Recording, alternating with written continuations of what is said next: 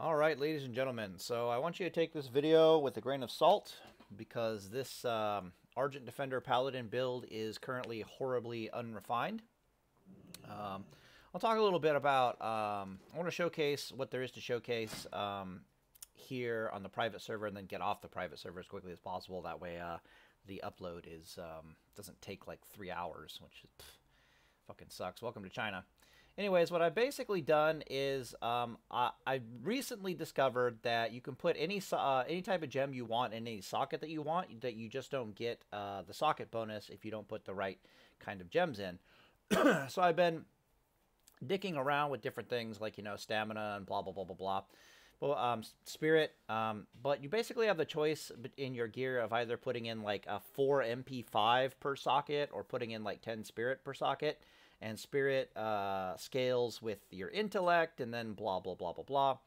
And basically, I tried the spirit thing. I tried making all my gems spirit, and then I tried making all my gems MP5, and I found that mana regeneration is almost identical, whether I'm in combat or out of combat, with either the spirit or the MP5. Moral of the story being take the MP5.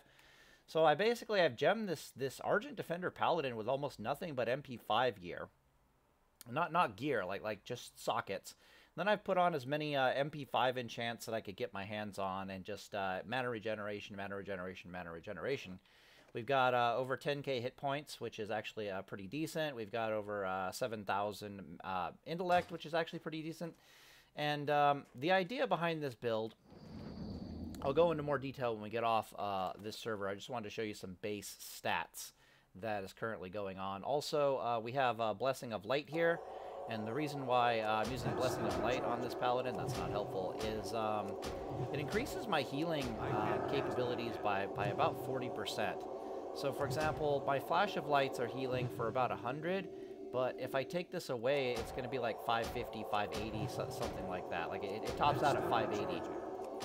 So I did the math, it's like a 41% healing increase to have a Blessing of Light on. And one of the big weaknesses to the Argent Defender Paladin is that you need to have like decent healing on top of everything else that is going on, and you just really can't afford any kind of plus healing gear on your character to try to get your healing up effectively.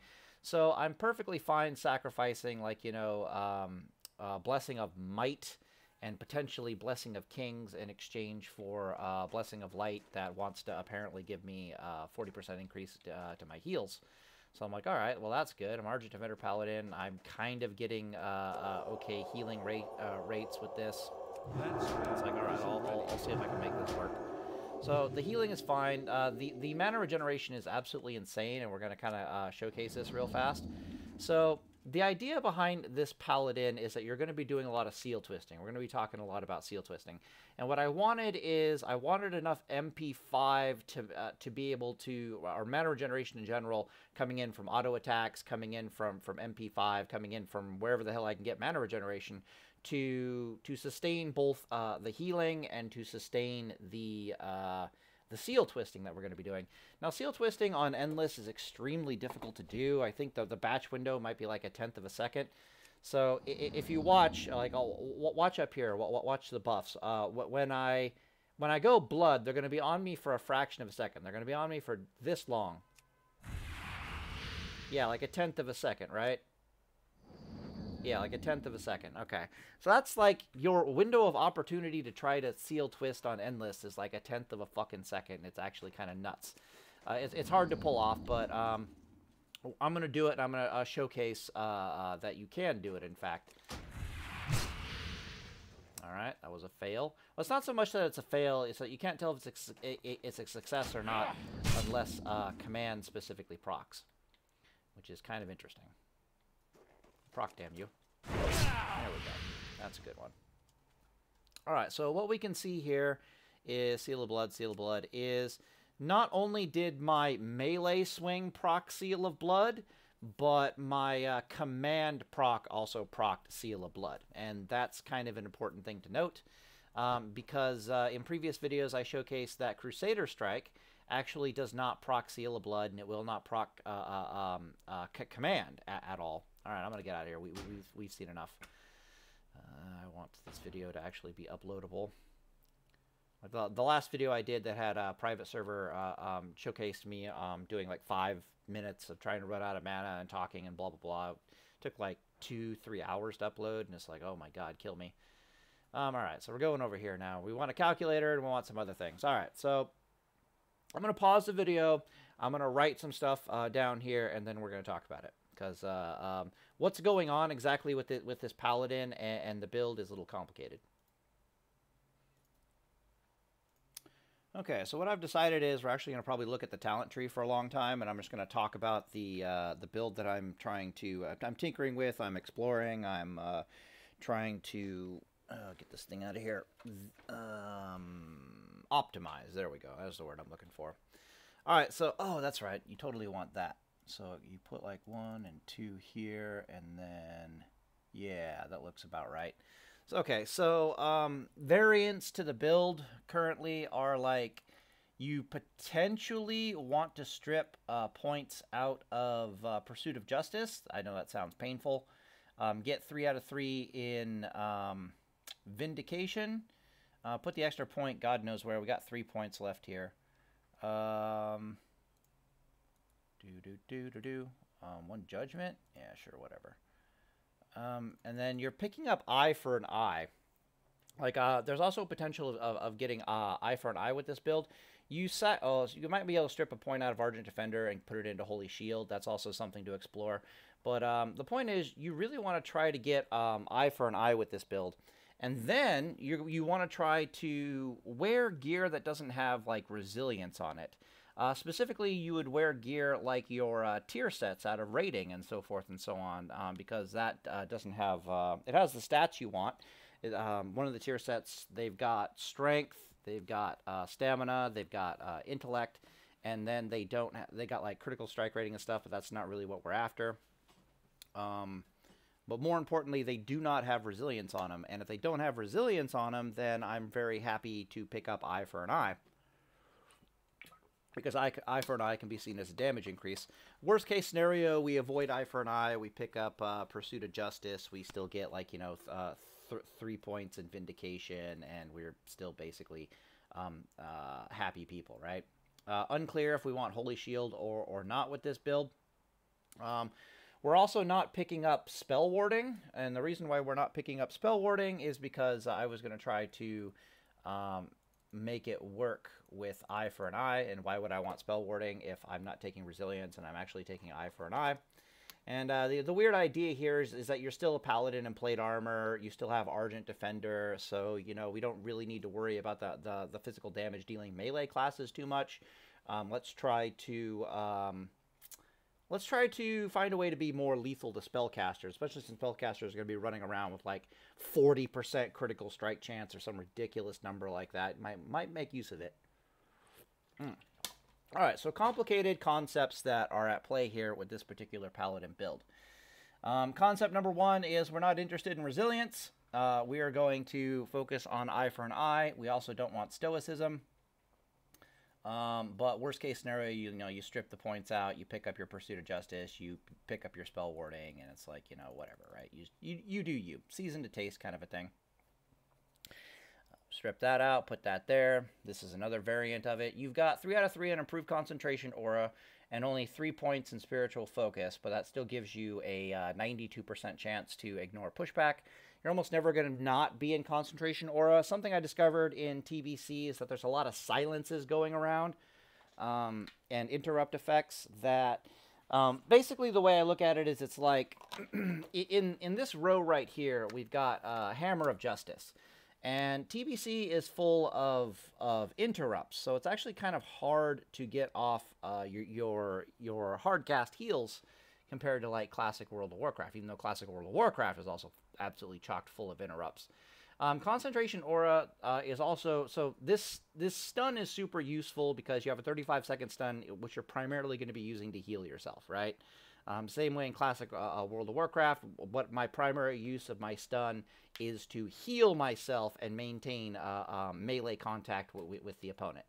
Improved concentration aura in TBC is going to basically be doing the exact same thing because it reduces interrupt effects and silences by 30%, which means when I do go for the heals and I do get interrupted, I'm just going to be that much quicker to get back to the heals and back to being interrupted again, right?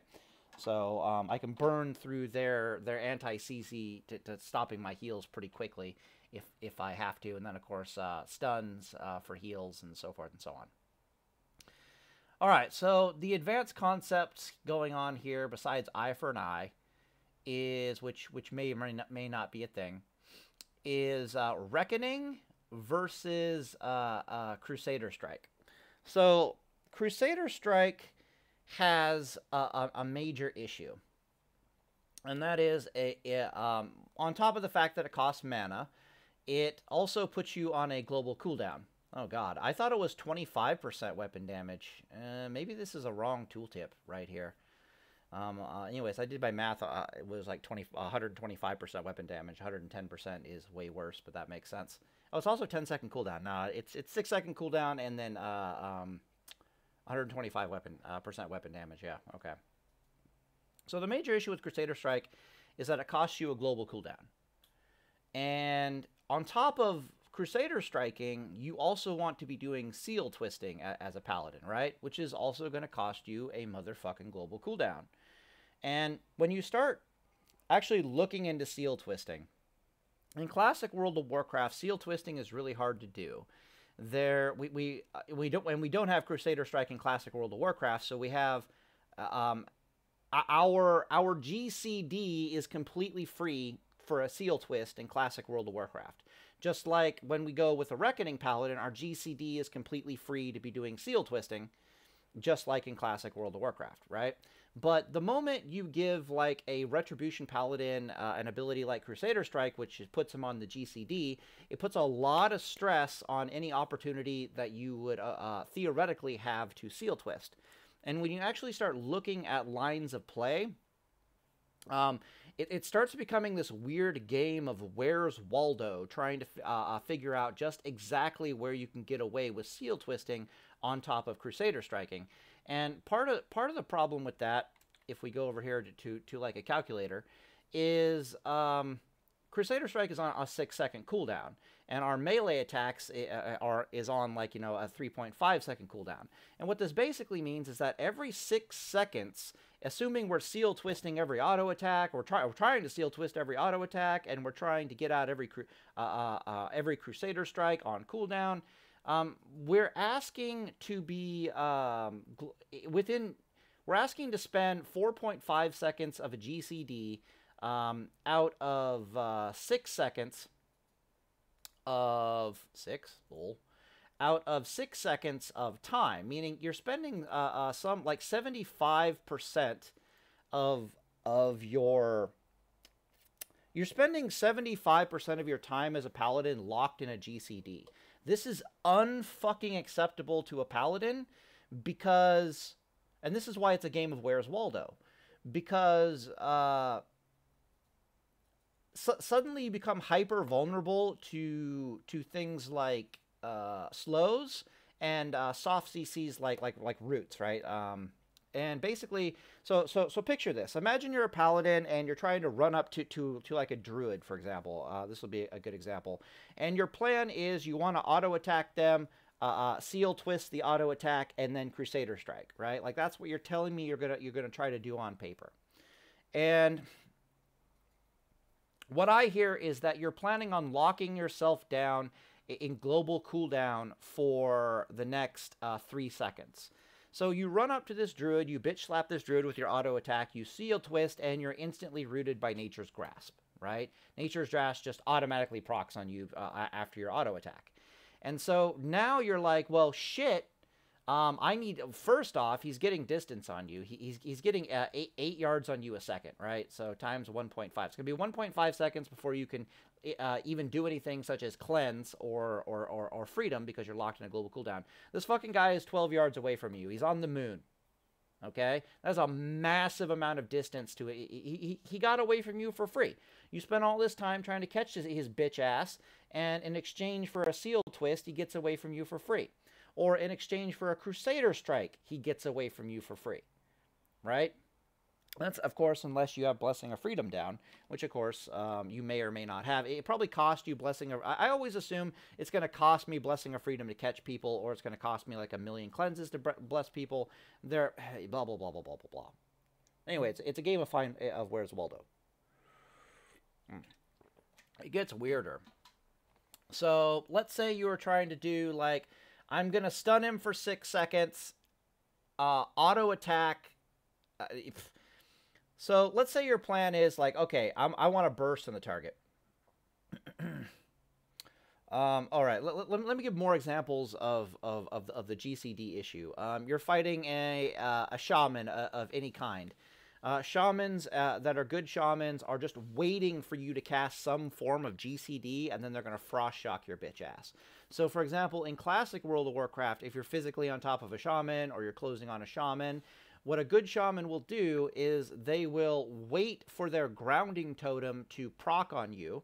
They will wait for the paladin to either cleanse themselves of the grounding totem or freedom. Freedom's a different beast, right? But then they got purged, so it's like whatever. Let's say you decide you're going to cleanse yourself out of the grounding totem. So you cleanse yourself out of the grounding totem only to be immediately frost shocked by the elemental shaman or the shaman who's waiting for exactly this to happen. You're in a GCD, you're vulnerable to soft CCs, this is how it works, right? This used to be a thing on Henhouse. Like on Henhouse Classic, our judgments would cause a GCD, and everybody and their dog that had soft CC would just be waiting for you to be dumb enough to judge damage into the target, and they would just instantly bitch slap you with soft CC. So us paladins kind of got trained to not use our GCD, or to be very mindful of our GCD usage in the face of soft CC, and the classic PvP community got very good at using their soft CC to when we were in GCDs. It was just a weird like little metagame. But moral of the story is we couldn't judge. We had to be very careful where we were when we were judging on targets. Are you done over there?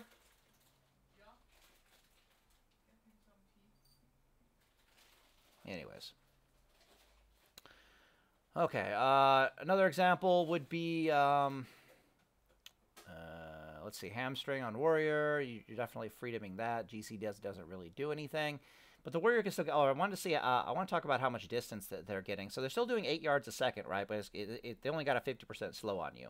So that's times 1.5, but then we divide that by 2, and you can see that they've got like 6 yards on you. Odds are good in classic TBC. They're going to get rid of spell batching, and they're probably going to get rid of melee leeway. They've already decided that Seal of Blood and Seal of Command are going to be on both Alliance and the Horde Paladins. They've decided some other things that make me think that there's not going to be a TBC no changes movement. So you know, this is going to be what it is, right? So anyways, one of the major issues with Seal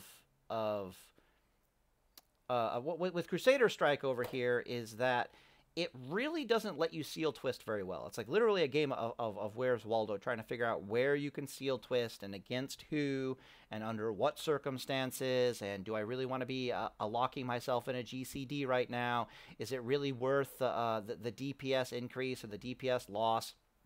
So for example, if you, let's say you run up to somebody and you decide that you're going to put them you're going to put Crusader Strike down. You're going to Crusader Strike first. So you're doing an auto attack, and then you're doing a Crusader Strike.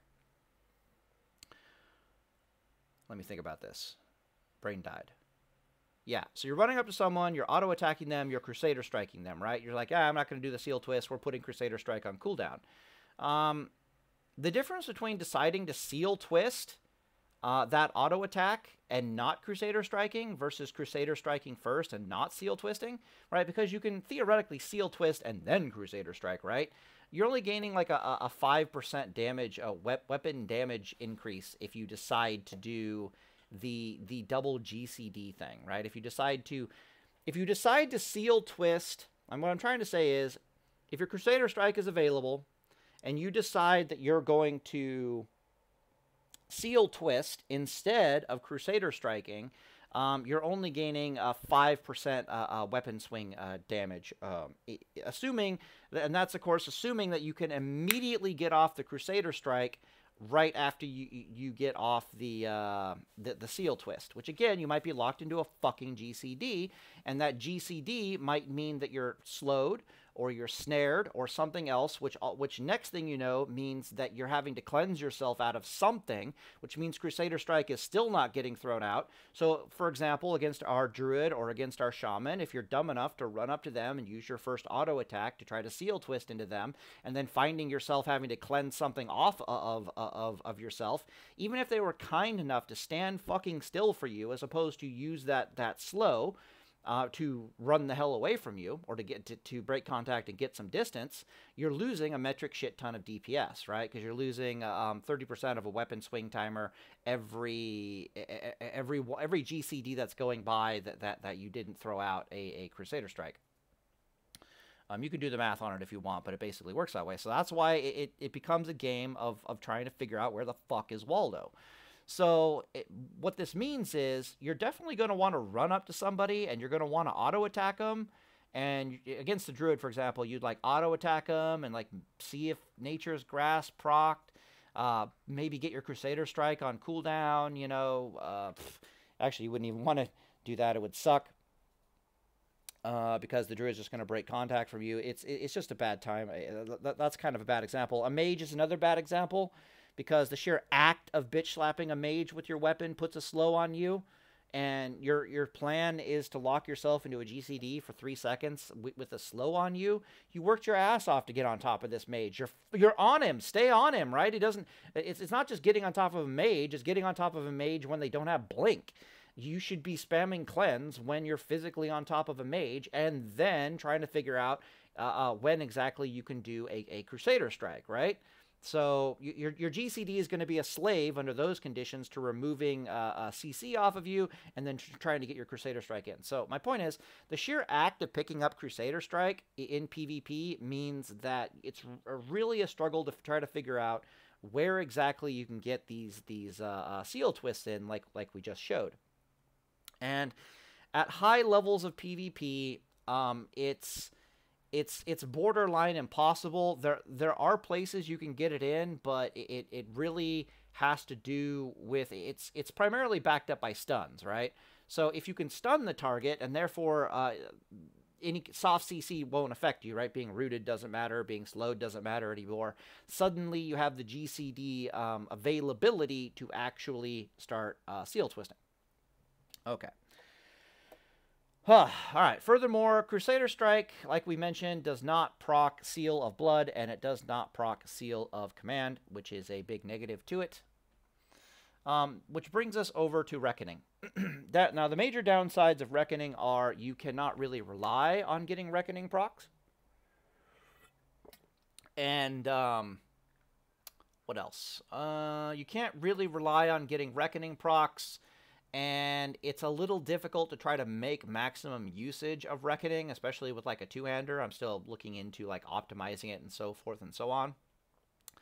But the upside of talking about Reckoning is that unlike Crusader Strike, you're picking up an ability that will be granting you additional auto attacks. Oh, right. The other negative to Reckoning is that it's the opponent can play around it. So, for example, they can see Reckoning proc on you, and then they can decide that they're gonna hit you with their stuns, with their CCs, and they're gonna try to like avoid the fact that Reckoning is currently on you for 8 seconds. To be perfectly honest, this isn't that big of a deal. It reduces the effectiveness of Reckoning, but it's kind of nice if they're using their CC on you to try to avoid getting bitch slapped by Reckoning procking, as opposed to using their CC on you when you're trying to fucking heal. So it's like, okay, that's I'm not entirely upset by the fact that they feel the need to start using their stuns and their CCs on me when Reckoning is up. Well, they start feeling the need to try to kite me when stunning, and kiting me when Reckoning is up. It's like, all right, this is kind of cool. It means I can heal. So I'm not too sure that I mind this too terribly much. So, but it is a negative, so we have to mention it. However, the positive is it's not putting you on a global GCD, which means that our globals are now, their globals are a resource They are now 100% free for us to cleanse whatever the fuck we want, whenever the fuck we want, and for us to seal twist just about any time that we can possibly get in a seal twist, right? Especially if the batch window is bigger than like 1/10 of a second, like it was on like it is on Endless. Yeah, you can just be seal twisting almost every auto attack. In this particular case, you're going to be seal twisting every 3.5 seconds. You're going to be wanting to do like a seal twist, which means that you're probably locking yourself into a GCD every like 40% of the time, and that's not so bad. That's kind of workable. It stops being a game of where's Waldo. Think of it this way, right? It's very easy to get off Crusader Strike on its own. Like, we have the GCD room to get off Crusader Strikes on their own every 6 seconds. No problem. It becomes very difficult to try to figure out where to Crusader Strike and to where exactly you can start doing seal twisting. Any place you could Crusader Strike without risk, you could also seal twist without risk. And any place that you could seal twist and Crusader Strike without risk, you could just do double seal twisting without risk. So I'm pretty sure that you can get in, like maybe 2/3 of your auto attacks or something like that will be perfectly susceptible to seal twisting. Whereas with Crusader Strike, less than... only about 20% of your auto attacks are viable for seal twisting, would be my guess. So it's like a 66% chance to seal twist, maybe more when you get good, and definitely less than that with Crusader Strike. So let's talk about the value of a seal twist just in general, right? So first off, a seal twist just does more damage than Crusader Strike. So, for example, even though you don't have Crusader Strike, as long as you have the mana levels and the capabilities to just seal twist, seal a blood, seal a command, seal blood, blood command, blood command, blood command. You know, it's going to be max rank a seal of blood because it doesn't come in ranks, and then a rank 1 seal a command, rinse, repeat. You're actually going to be doing just as much damage as a Crusader Strike Paladin, just because it's a GCD issue in the vast majority of combat conditions. Maybe you can do the math on it. All right, so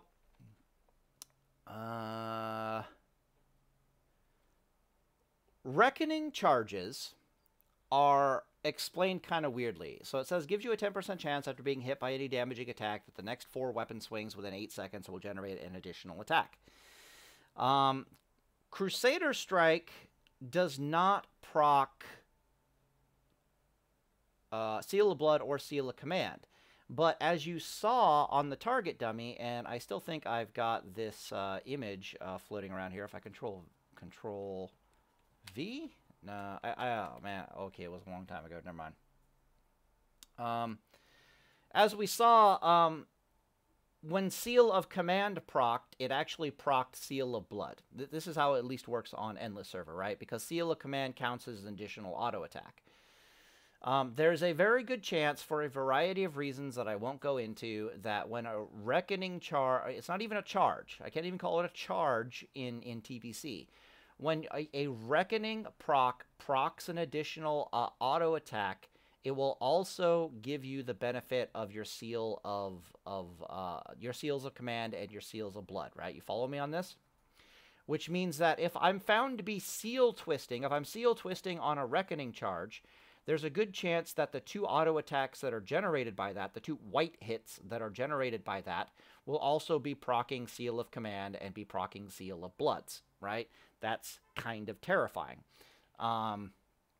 Which is kind of what we're going for here. Evidence of this for Classic World of Warcraft would be, the Classic World of Warcraft system uses like a charge system. But for example, when the Righteousness, Hand of Justice, there we go. When Hand of Justice procs in Classic World of Warcraft, it can also proc Seal of Command. So when I'm auto-attacking, my white hit has a chance to proc Hand of Justice. My Seal of Commands have a proc to Hand of Justice. My Reckoning charges have a proc to proc everything, right? But the way things are coded in Classic World of Warcraft is, since it's working on the charge system, is the game basically says that no matter how many Reckoning charges are going off at any given point in time, only one of these auto attacks is allowed to do a Seal of Command. But then we have weird instances in classic World of Warcraft, like, let's say I'm swinging my weapon on a target with Reckoning, for example, and I have Seal of Command. And the Reckoning charge, or even my Wreck Bomb, like let's say my Wreck Bomb literally lights up on the target. So 5 auto attacks fly into the target instantly. The game is coded so that only a single Command Proc can proc within those 5 auto attacks. However, let's say that the moment I'm swinging my, like while I'm in the animation of swinging my weapon, while I'm in the batching window of swinging my weapon, I get another crit, like some other thing crits me. What ends up happening is you end up getting a 6th Reckoning charge, and that 6th Reckoning charge can also proc Seal of Command. So sometimes you find yourselves in these weird situations with Seal of Command. Talrain and Drakova were talking about it, where they're doing just a normal white hit. They don't have any Reckoning charges. Their white hit decides it wants to proc Seal of Command, and then they get crit right before the white hit goes through, and so they procs a Reckoning charge on them, which for some reason counts as like its own separate additional auto attack for the purposes of it might as well be a Hand of Justice proc for the purposes of procking Seal of Command. So the game is very specifically coded so that only one Seal of Command can go off per Reckoning charge dump. But if you're doing multiple Reckoning charge dumps, apparently you can have multiple chances of doing like Seal of Commands. So the question then becomes, what the fuck is the coding behind this Reckoning in TBC going to be like? So it's like, did a lazy programmer just decide to give you like a 100% chance to do Hand of Justice proc? Like is that the coding? That they literally took the code from Hand of Justice, a 2% chance to generate an extra auto attack on hit, and they just said, hey, when this thing procs, it's like you have Hand of Justice at 100% chance. And if that's the case, then that means that a single auto attack is going to proc Seal Twisted, is going to have a chance. Both the auto attacks are going to have a chance to proc Seal of Blood and Seal of Command. Okay, you follow me on this? Then there's the question of, well, maybe it's still the charge system from like classic World of Warcraft, even though it doesn't talk about charges or mention charges or anything like that. But then we have evidence to suggest in classic World of Warcraft that even the charge system works strangely like that. So the way this is basically saying is we'll generate an additional attack, meaning the coding is going to be something like, first my auto attack has to hit, right? It has to run the entire gambit of everything, right? Block, dodge, miss, immunity, whatever, right? And only then will the game say, aha, you successfully hit the target with your white hit. That means I need to expend this Reckoning charge now. Does that make sense?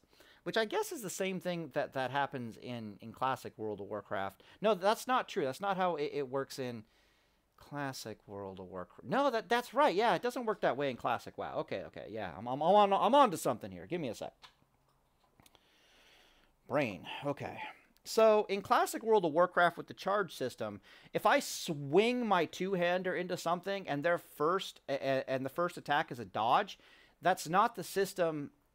That's not the way the system works. It's like all other Reckoning charges follow that missed or failed auto attack.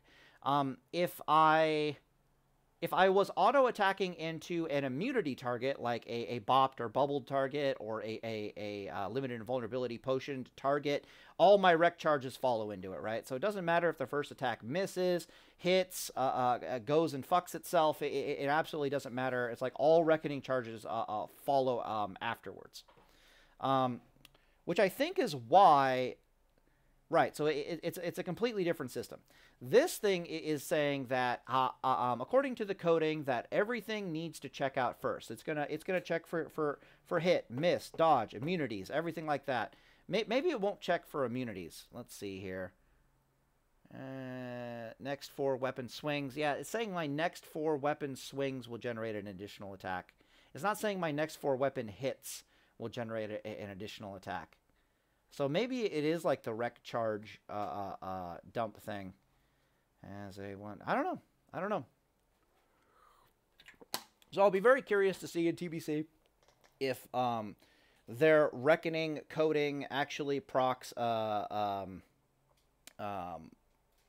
seal of commands and stuff. It would baffle me if it didn't, right? And then worst case scenario, apparently the way it would work is like, okay, so the only seal that wouldn't be coming to the party under those conditions would be Seal of Command. Because Seal of Command in Classic World of Warcraft is only allowed to proc once per Reckoning Charge Dump. So if this is a modified version of the Reckoning Charge Dump system, what that means is you'll get two Seal of Command chances that can only proc once, and then you'll get two Seal of Blood procs, and because Seal of Blood is operating more on the Seal of Righteousness system. And then if you any proc of Seal of Command can potentially also proc will not potentially but will also proc Seal of Blood. Oh God, are you following me on this? All right, so one auto attack goes in, one auto attack generates an additional auto attack. Both those auto attacks are proccing Seal of Blood. Both those auto attacks have a chance of proccing Seal of Command. Only one Seal of Command proc can actually go through. If you do end up getting a Seal of Command proc, it will actually proc Seal of Blood. Blah, blah, blah, blah, blah.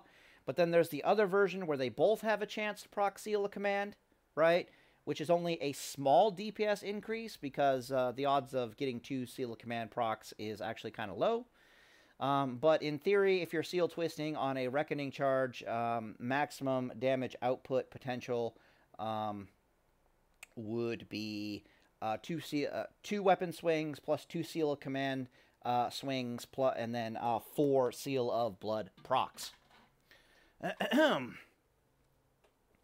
And it's kind of the same with every single auto attack that you're doing. So every single attack that you're seal twisting will run. It'll either do one normal hit and then a Seal of Blood proc, or it'll do one normal hit and one normal hit, one command proc, and then 2 Seal of Blood procs. So the damage variance in Reckoning is quite terrifying. Is basically what I'm saying. The problem with this proposal, however, is it's kind of mana intensive. But ironically, it's no more mana intensive than a proposal of I'm going to use Crusader Strike and I'm going to do some seal twisting. And the reason for that is because Crusader Strike actually costs mana every 6 seconds, right? And then seal twisting is going to cost you mana like every weapon swing that you can get it in. But you can't get it in every weapon swing, so you might get it in like once every 6 seconds. And that's being generous. We saw that. Yeah, so let's say, for the sake of argument, that you're every 6 seconds, you're able to get in 1 Seal Twist and then 1 Crusader Strike, right? That's going to cost you like 400 mana or a little bit more than that. Seal Twist, blah, blah, blah, yeah. It's going to cost you like 400 mana or some crap like that. Meanwhile, if I'm doing like Seal Twists every 2/3 of the time with the Reckoning build and then really leaning into the Seal Twisting when Reckoning is proccing, it's going to pan out to be about the same. Like the mana expenditure is not significantly different if I'm just trying to Seal Twist all the time as much as possible on my auto attacks versus I'm trying to Seal Twist / use fucking Crusader Strike. Point is, I don't actually think Crusader Strike increases your DPS all that significantly over just trying to seal twist more, especially if you have Seal of Blood and Seal of Command. You can do the math on it, but I'm pretty sure that's how it pans out. The mana efficiency is roughly the same, and the DPS output is roughly the same for the mana expenditure. There we go. It's not stuck in my teeth. It's pissing me off. 1 second. Okay, so blah, blah, blah, blah, blah, blah, blah. So basically what I did with this build, and I'm still trying to refine it, is we do have Argent Defender. I was going to go the eye for an eye thing because I'm a crazy person. I was stripping out Pursuit of Justice, season to taste as you want. You can totally pick up Pursuit of Justice with this build. It's not that big of a deal. 1 point in Vengeance. Why are you not active? Oh. Where's eye for an eye? Where are the extra points?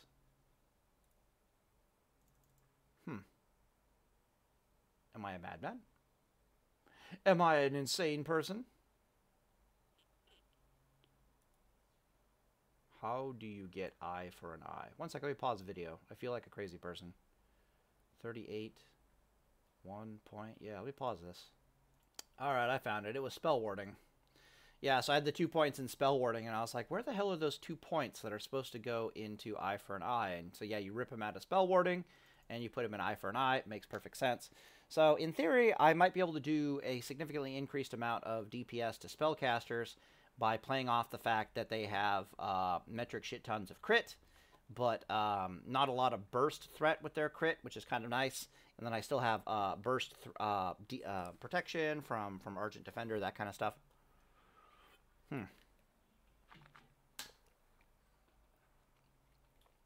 What am I thinking about here? Other possibilities are, of course, that you sacrifice Argent Defender. And I think that's objectively superior or something. But you still try to pick up Reckoning, and you try to do like an actual classic style, like Reckoning build. You start picking up things like 3% more damage here and 6% more damage there, and most of your damage is holy, so maybe you look into getting the Sanctity Aura. I've only got 1 point left here. Ooh, that's a little strange. No, I don't like the Sanctity Aura. Let's not do that. Yeah, this is better. Okay, so Sacred Duty is a big boy.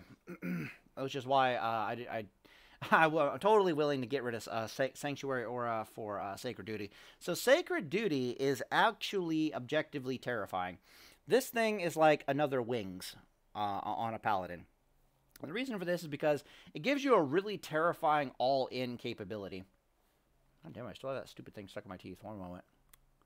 Getting out. Ah.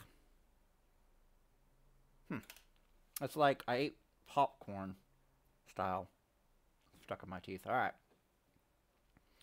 Alright, so the thing about Sacred Duty that's actually really sexy is it allows you a really good all-in as the Paladin. And the all-in sequence is, like, let's say you're super low life. You need to heal yourself.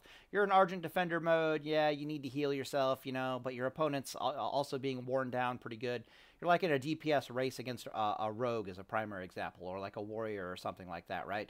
And what they're trying to do is the two of you are playing a game of chicken with your health bars, right?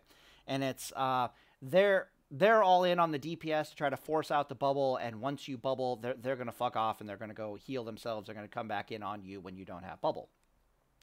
You are trying to hold off on bubbling as long as possible, you know, try to get as much damage in, potentially kill them, or force them back without having to use bubble. But Sacred Duty, what it allows you to do, and a lot of us Paladins will actually do this in Classic World of Warcraft, we will use our bubble offensively. And one of the ways to use your bubble offensively is when you're super low life and your opponent is also decently low life, you don't use your bubble to heal at all in Classic WoW. You use your bubble for offensive purposes, and you try to go fucking murder them, despite the attack penalty you get. But this completely removes the attack penalty. And what that means is I've started doing things like when Reckoning procs, I can use Sacred Duty to protect my Reckoning proc. You follow me on this at all?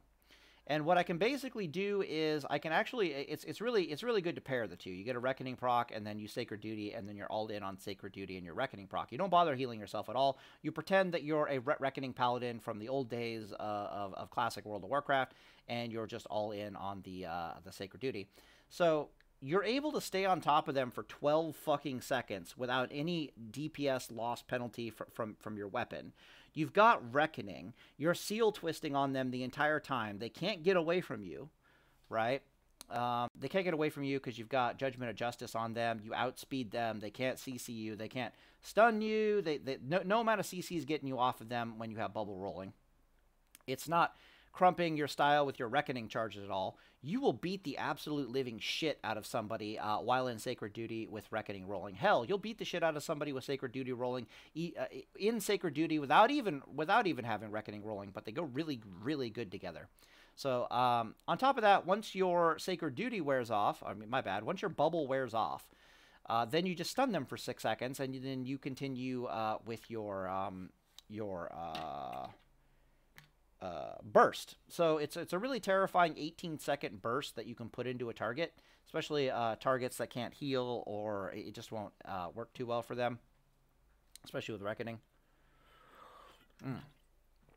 I found it actually to be super successful against rogues. If I'm able to get their PvP trinket out, which is very easy, I only have to last like 30 seconds before the option of Sacred Duty and Reckoning becomes available. They can still like blind or sprint, remove. They can try to get away from you with blind or sprint. But to be perfectly honest, by the time they figure out that they need to do that, it's kind of too late. Especially if you got some Reckoning going there, because your stun is still available, right? So if they're like, oh shit, I'm going to sprint away from this, or I'm going to vanish and sprint, or something like that, you could potentially use some kind of AoE ability, or trinket, or Goblin Sapper Charge, or some shit like that to knock them out of stealth. And then you're still just all over them. And it gets even more annoying if they don't have their CC capability, or they're out of vanishes, or they're out of sprints, or they're out of the ability to get away from you. They just die. That's 18 seconds of me beating the shit out of you and you not being able to do anything about it, while with a few extra additional auto attacks for good measure. It's kind of get fucked.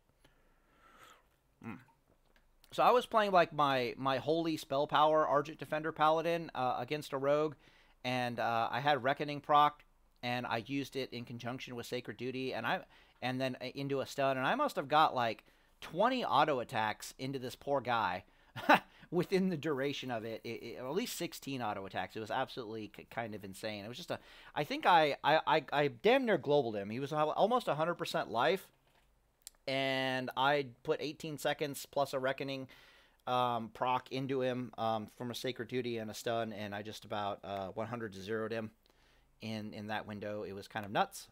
I'll pull up a calculator and we can actually see what the hell I was probably doing. I think I only do like 300 SOR damage per attack with the spell power Argent Defender Paladin, and then my melee swings were probably to this rogue. We're probably only doing about blessing of, yeah, probably only doing about, we'll say 100 damage. So I might be doing like 400 damage to the rogue a swing. Reckoning is gonna give me like an additional 4 auto attacks, right? Next 4 weapon swings, yeah. So then I just have to take like 18 seconds divided by my weapon swing timer, which is like 1.6, I think, on that build, or 1.5. So yeah, I got in like 12 auto attacks plus 4, yeah, so 16 was right, and then times like, 400 damage or some shit like that. So yeah, melee swings alone were taking out over like 60%, over 60% of this rogue's life. The stun consecration damage on top of that. Yeah, so you add consecration damage on top of that. You add like, 2 or 3 judgments damage on top of that. You add a hammer of wrath on top of that, and you can just see that the level of death that you're able to absolutely lean on somebody with in a combination of a Sacred Judgment Reckoning all-in. Even if you don't have Reckoning active, the combination of Sacred Duty and into a 6-second stun is one hell of a DPS output all-in. So, very interesting ability. The Holy Shock Paladins can achieve something very similar without Sacred Duty. They lose their melee DPS, but their judgments and their Holy Shock DPS is still rolling. Their problem is that they don't have Hammer of Justice on like a 35-second cooldown, so it's really hard for them to try to pair Bubble with Judgment on the Holy Shock Paladin, whereas you can do this all over the goddamn place as an Argent Defender Paladin, no problem. All right. So, the build that I'm currently working on is, as you know, let's strip the points out of here and get our points back into here. So eye for an eye means no spell warding. I want 3 here. I want all 5 in Argent Defender. I pull 2 out here. I put 2 in here. Yeah, that's right. Okay. So the build that I'm trying to go for is... Again, there's multiple different variations of this. Okay, so the central theme of the build is we are not using Crusader Strike. Well, we are using Reckoning, and we are seal twisting with Reckoning. And we're gonna be just as mana efficient if as if we were using Crusader Strike, and we're gonna be just as mana efficient, if not, or just as DPS efficient, if not more DPS efficient, by using seal twisting Reckoning over using Seal of Command. That's the overall strategy. The other thing in this talent tree is, since coming down to Reckoning, there's a bunch of goodies around here, right? You can pick up 4% reduced damage from spell. You can, or you can go for the eye for an eye build, or you can. You can't have both. You gotta pick and choose. Vindication is still on the table if you want to sacrifice Pursuit of Justice. So if I like strip the points out of here, actually, if you don't go eye for an eye, well, you lose spell warding, right? So it's like potato, patata, tomato, tomato. So a lot of different free points to experiment around here. So the other idea is, by coming down the Proc tree, you become super tanky. Like, you're picking up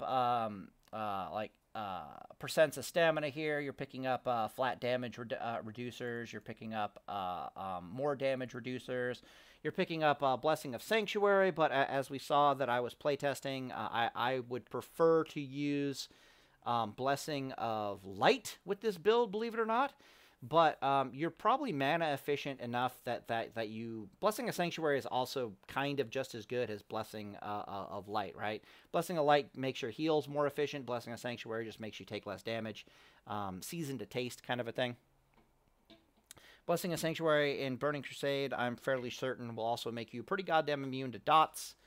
And by making you immune to dots, that means you can start ignoring them with your cleanses, and if you can ignore the dots with your cleanses, this suddenly means that you have more globals available for doing what it is that we want to do, which is Seal Twist. The other thing is, I'm looking to sacrifice... Ooh, did I actually pick that up in this build? 2 points left? Boop, boop, boop. Oh, no, I can't afford to do that. 3, 3, 1. Okay, we're good. Yeah, okay, that's fine. Oh, right. This is the one where you sacrifice Vindication for... Pursuit of Justice. Okay. Other things to love about this build. Oh, right. So the other idea is we're super fucking tanky in this build. Even without a shield, just as like a two-handed paladin running around, we're super fucking tanky from melee classes, and we're super fucking tanky from trying to be killed from a spell power perspective. So what I did was I decided that I was going to start sacrificing stamina. So rather than having like all 12 of my sockets or whatever being like nothing but like plus 100 plus 15 stamina gems, which incidentally, let me do some math here. 12 times 1.5 equals yeah, so rather than it being like plus 1800 hit points, and then I think I got like 6% stamina increase here. Do I have any other stamina increasers? I don't think so. This is just a damage reducer. Yeah, this is the other stamina increaser. So that this gets increased by like 6% times 1.06. Yeah. So rather than having like almost an additional 2,000 hit points on my gear, like that was how I geared out generally at first. The moment I discovered I could put any gem in any socket that I wanted to, I was like, fuck this. Let's put 15 stamina in every single socket. I don't give a shit about the socket bonus. The only time I ever gave a shit about the socket bonus is that the socket bonus was more stamina. In that case, I went out of my way to find, like, 7 stamina jewels, if that makes sense. Like, you get like the 3 stamina bonus from the socket bonus or some shit like that. And yeah, you gain like 2,000 hit points doing that. But you're an Argent Defender Paladin. What's going to kill you more than anything is going to be running out of mana, right? Especially if you're doing the seal twisting thing. So then I started thinking to myself, well, shit, one of the advantages to being an Argent Defender Paladin, one of the advantages to going down the Proc tree in Paladin is you're so fucking tanky just naturally. You have such a high level of effective hit points that you can start sacrificing your HP levels in exchange for just about anything else you want. You can sacrifice it for more DPS. You can sacrifice it for MP5, and that's exactly what I did. Is I ended up taking all those gems and I put it into MP5.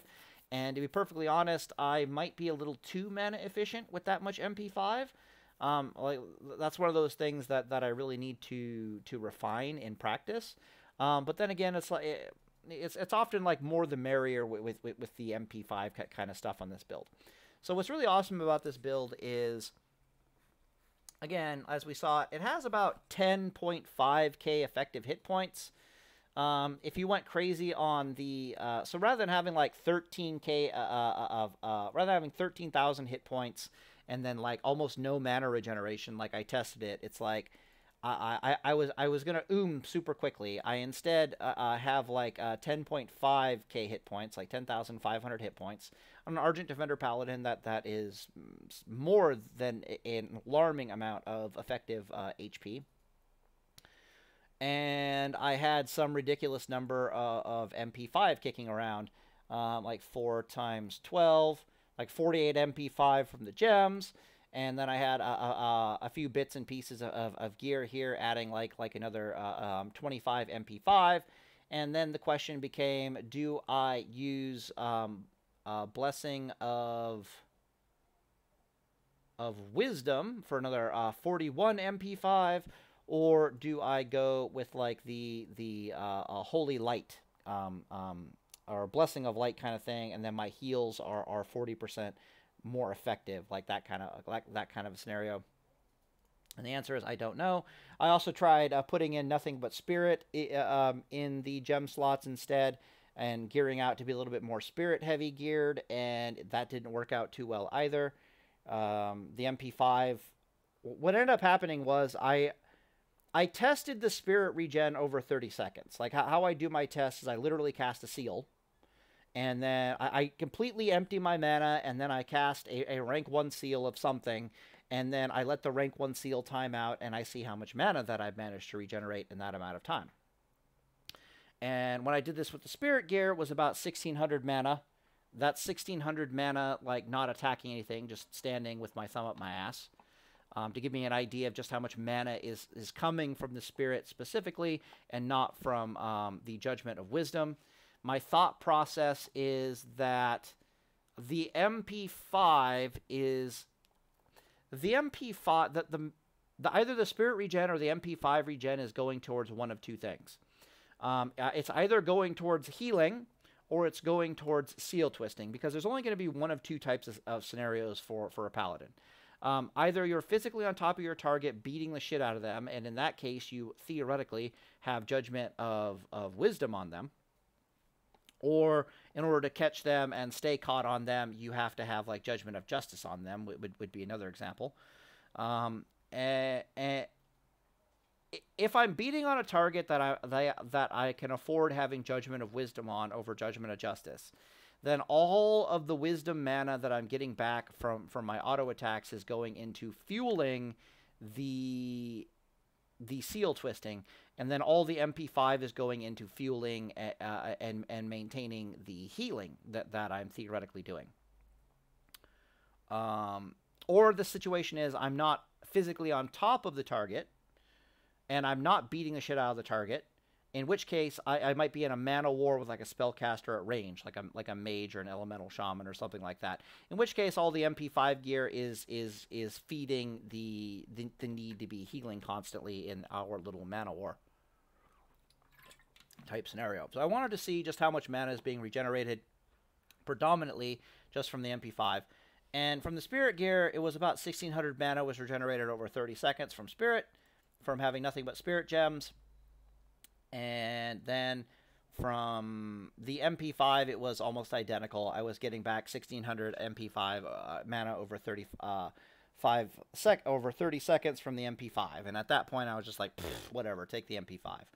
Like, lol, keck W. Whoever decided that this was even a choice should be punched in the dick. So, like Blizzard apparently fucked up their... moral of the story is Blizzard screwed up their... Where the hell is... Oh, my calculator. I'll go here. Moral of the story is Blizzard completely screwed up the value of Spirit in gems versus the value of MP5, and the value, it's literally 10 Spirit on gems is worth 4 MP5. Not if you were just standing still. Like if you guys were standing still and having a mana race, the Spirit would slowly outpace the MP5 slowly, because the first 5 seconds of that seal cast, the Spirit regeneration wasn't ticking. And then I'm getting the exact same amount of mana pullback from my despite this. So the Spirit is, I mean, if you're not casting any spells, the Spirit will objectively give you more mana. But if you're casting any kind of spell whatsoever at any given point in time, holy shit, take the MP5. So I might have too much MP5.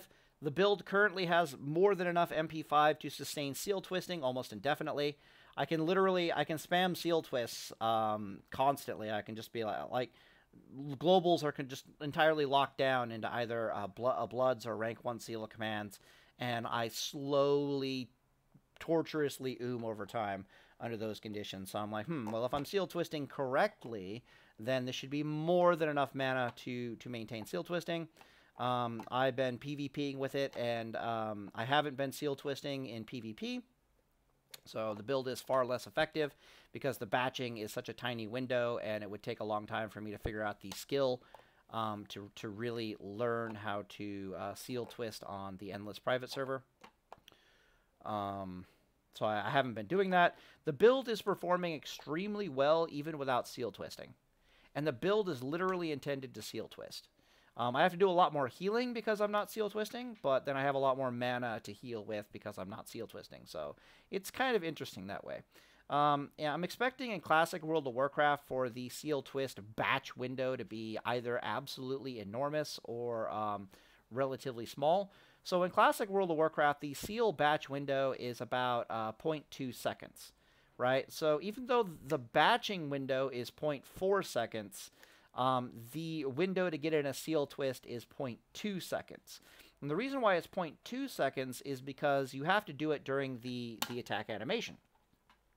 Because how it works in Classic World of Warcraft is your character is attacking. Like, let's say you run up to somebody and you click the attack button. What's happening is your attack has already gone through, your weapon swing timer has already started.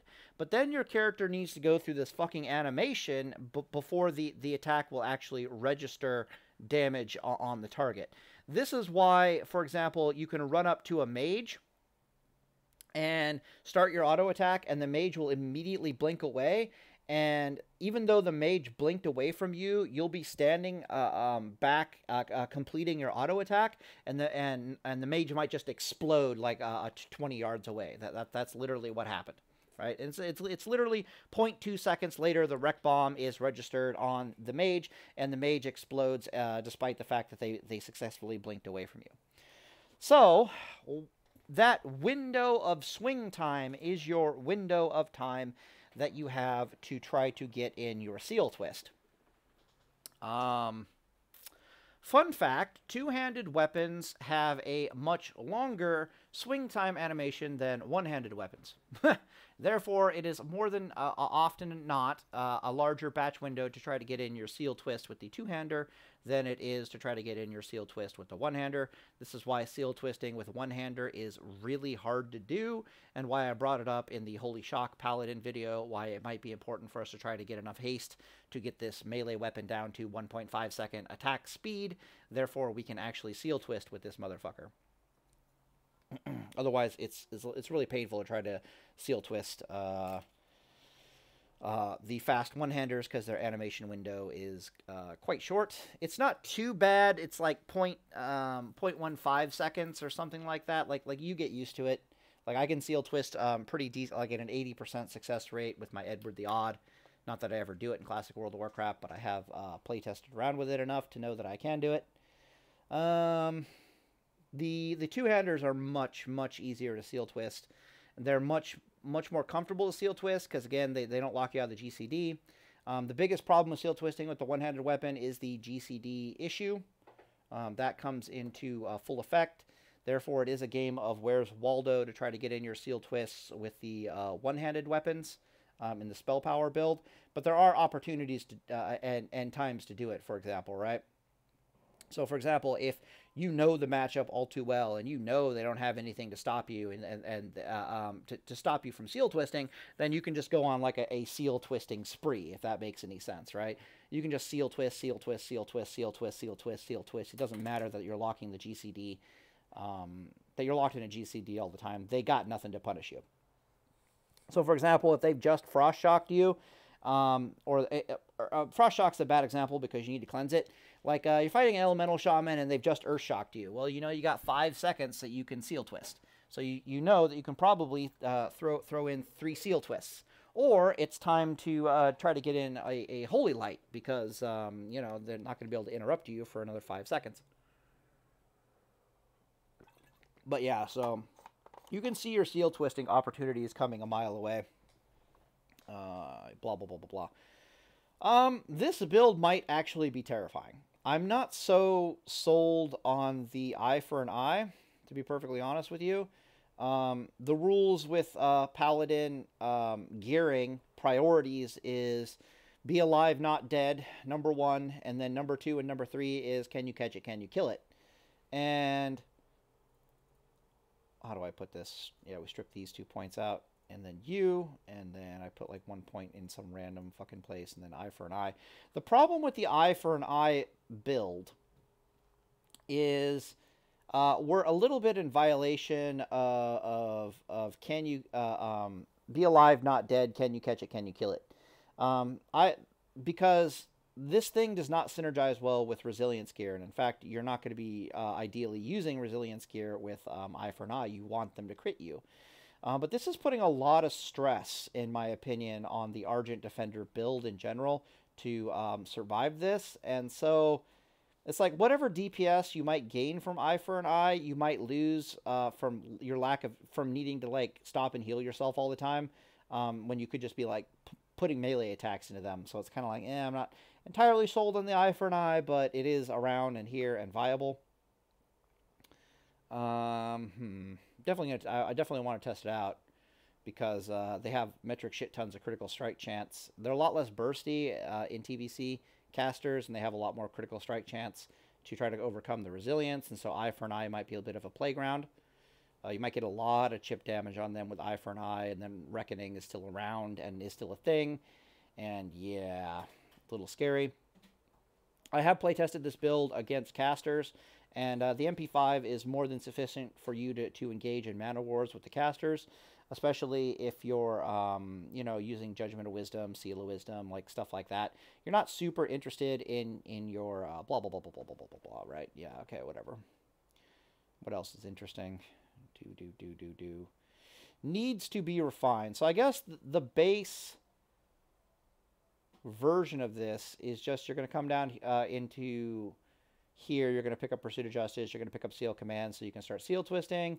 You're going to pick up Spell Warding, and then you're going to put your last point in Holy Shield for utility.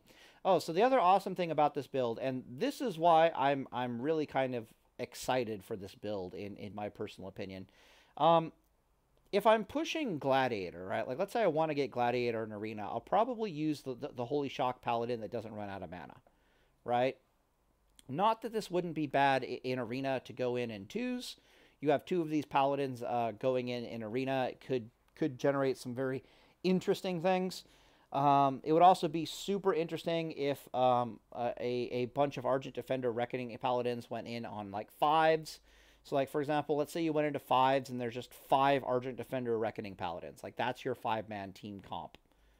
And what's funny about that comp is it's like, how do I explain this? Funny about that comp. Blah, blah, blah, blah, blah.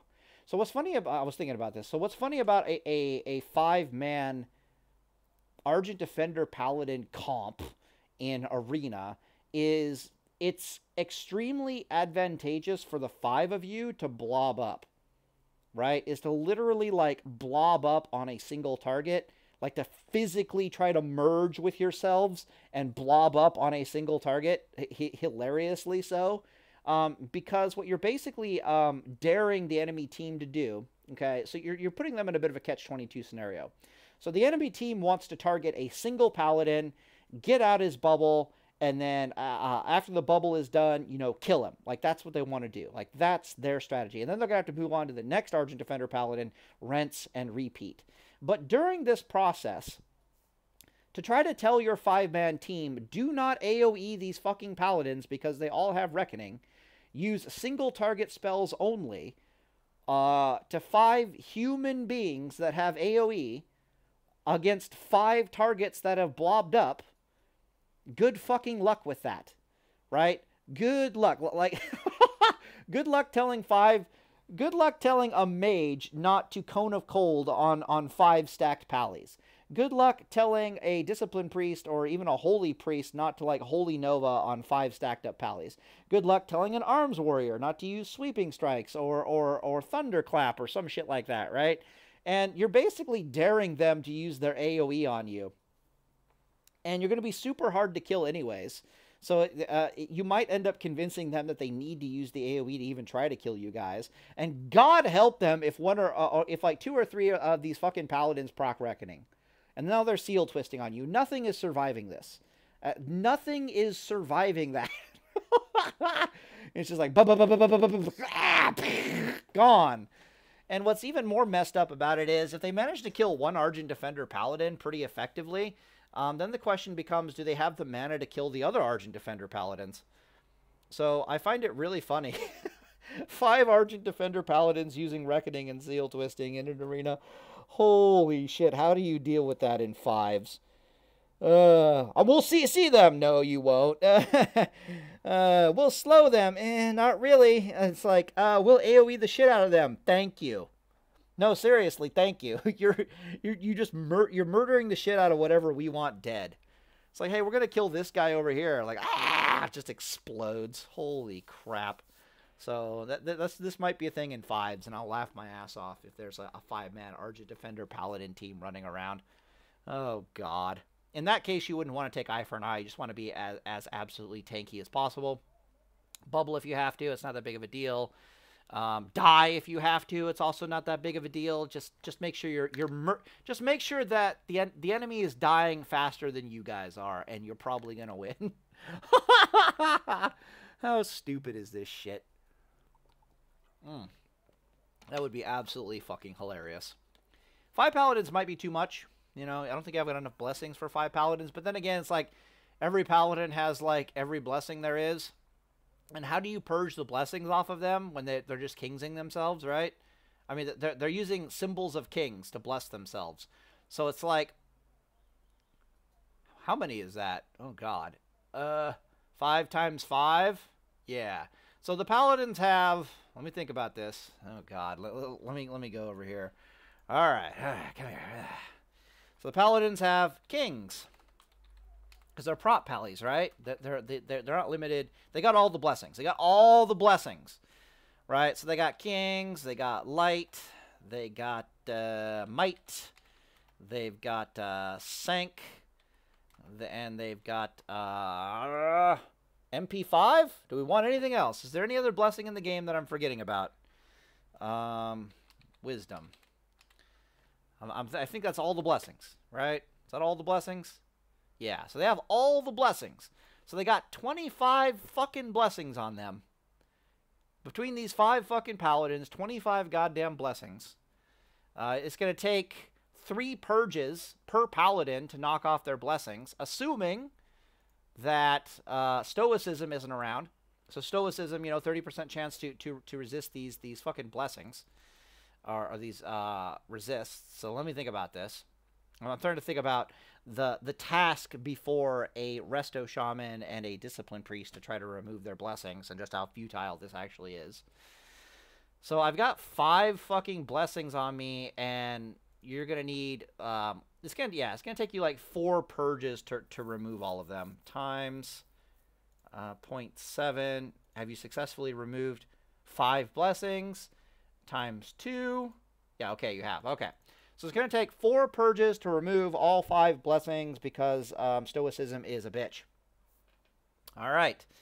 So then we got to multiply that by the fact that there are 5 paladins. So it'll take them 20 fucking purges to get rid of all of their blessings. And on top of that, go away. Just fuck off. No, seriously, go away. On top of that, all of their blessings are protected by, like, you know, seals. So they got to go through seals and shit like that. So this number is probably hyper inflated, right? Because you're seal twisting all over the place. They're going to try to purge you. The purge is going to try to remove a seal and shit like that. But stoicism doesn't give a fuck and blah, blah, blah, blah, blah. This is a really interesting thing to think about, I suppose. Stoicism, let's see. Increase the chance to resist stun effects by an additional 10% and reduce the chance that your spells will be dispelled. Yes, reduce the chance your spells will be dispelled. Okay, yeah, so it's going to take way more than 20 purges to remove all of their blessings. To be perfectly honest with you, it's probably going to take closer to 30 purges to remove all these fucking blessings. Holy shit.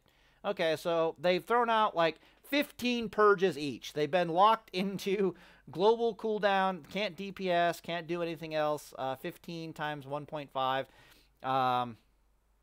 Yeah, so they've been purging these fucking paladins for 22 seconds. 23, 22 seconds, some shit like that. They finally removed all their blessings, and then each paladin just basically has to stop and use a single fucking global cooldown to kings each, symbol of kings themselves, and then they all have their 5 blessings back. Yeah, and keep in mind, that was 22 seconds for 2 other classes. 2 other classes had to spend 22 seconds of their fucking existence doing nothing but purging. Not to mention the goddamn mana costs. Holy shit. Where's my my info on this mana cost here? You are not. Wow, video add-on. Why is this thing scuffed? I hate that. I hate that so much. Go fuck. Hots and heals, PNG stats. Is that stats? Shit, man. Joe 2021. Yeah. Okay. Here we go. Here. Yeah, okay. Mana cost. Shadow Priest, Dispel, Mass Dispel, Dispel and Mass Dispel. It's not going to do Mass Dispel. Well, if you blob up, they can kind of Mass Dispel. But, yeah. 734 mana for a Mass Dispel. Holy shit. So even if you're blobbing up and the Disc Priest over there is going, oh my god, Mass Dispel, you fucking morons. He's going to be out of mana in like... So those 4 Mass Dispels, right? It says it removes 1 buff. Oh my... Okay, never mind. It's... You're tempting them to do the wrong moves so badly. Blobbed up, he's like, yeah, Mass Dispel, Mass Dispel, Mass Dispel. Throws out 3 Mass Dispels, gets out 2 removes 2 things off of you guys. Spends over a third of his mana bar. Yeah, good one. All right, so 247, and then I think I got Shaman around here. Purge is 236. Okay, so they had to do 15 purges each at an average of 250 per class. More expensive for priests than for the shaman, but priests have spirit regeneration, blah, blah, blah, blah, blah. Holy crap. They've had to... Let me check. Times... No. I want to divide it by 2, and then times by 5. Yeah. Okay, so they spent 40% of their mana bar to try to remove all of the blessing off of these 5 fucking paladins. And the 5 paladins basically just giggled and casted a single spell apiece, and it's all back again. So you're not removing all the stuff. And they've got kings, they've got light, they've got might, they've got sanctuary, and they've got wisdom. And it ain't coming off. It ain't fucking coming off, people. Good luck. And they're reckoning paladins, so it's like, okay, guys. These are all reckoning paladins. We need to focus them down one at a time. We need to limit our DPS and focus them down one at a fucking time. And then here's the question for you, okay? There's only 2 types of DPS classes. Okay? Only 2 types of DPS classes. DPS class number 1 is this thing called a caster. Okay, maybe you've heard of them. Yeah.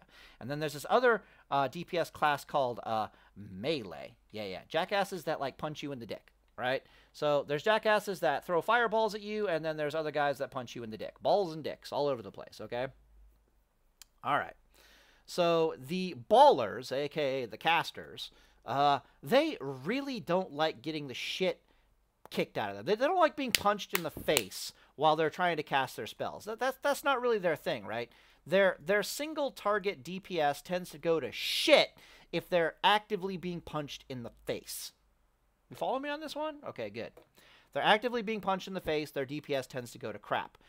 Most spellcasters actually have some form of area of effect, like mages. Their area effect is an instant cast. All of them are instant casts. What other spellcaster has AoE instant cast? Shamans technically have an AoE instant cast. I don't think priests don't have an AoE instant AoE any. Yeah, priests have the AoE. Only the holy priest, I think, has Holy Nova is the instant cast for them. So yeah, it's like almost, and you can see this. It's like very few classes have a charged up AoE ability, or an instant. I should say an instant cast single target ability, but they have instant cast AoE abilities. So if you're trying to tell a spellcaster that he needs to not use AoE and instead use single target spells, and then the 5 paladins just kind of start deciding that they're going to start like tunnel visioning on that one mage, for example, the mage ain't getting no frost bolts off.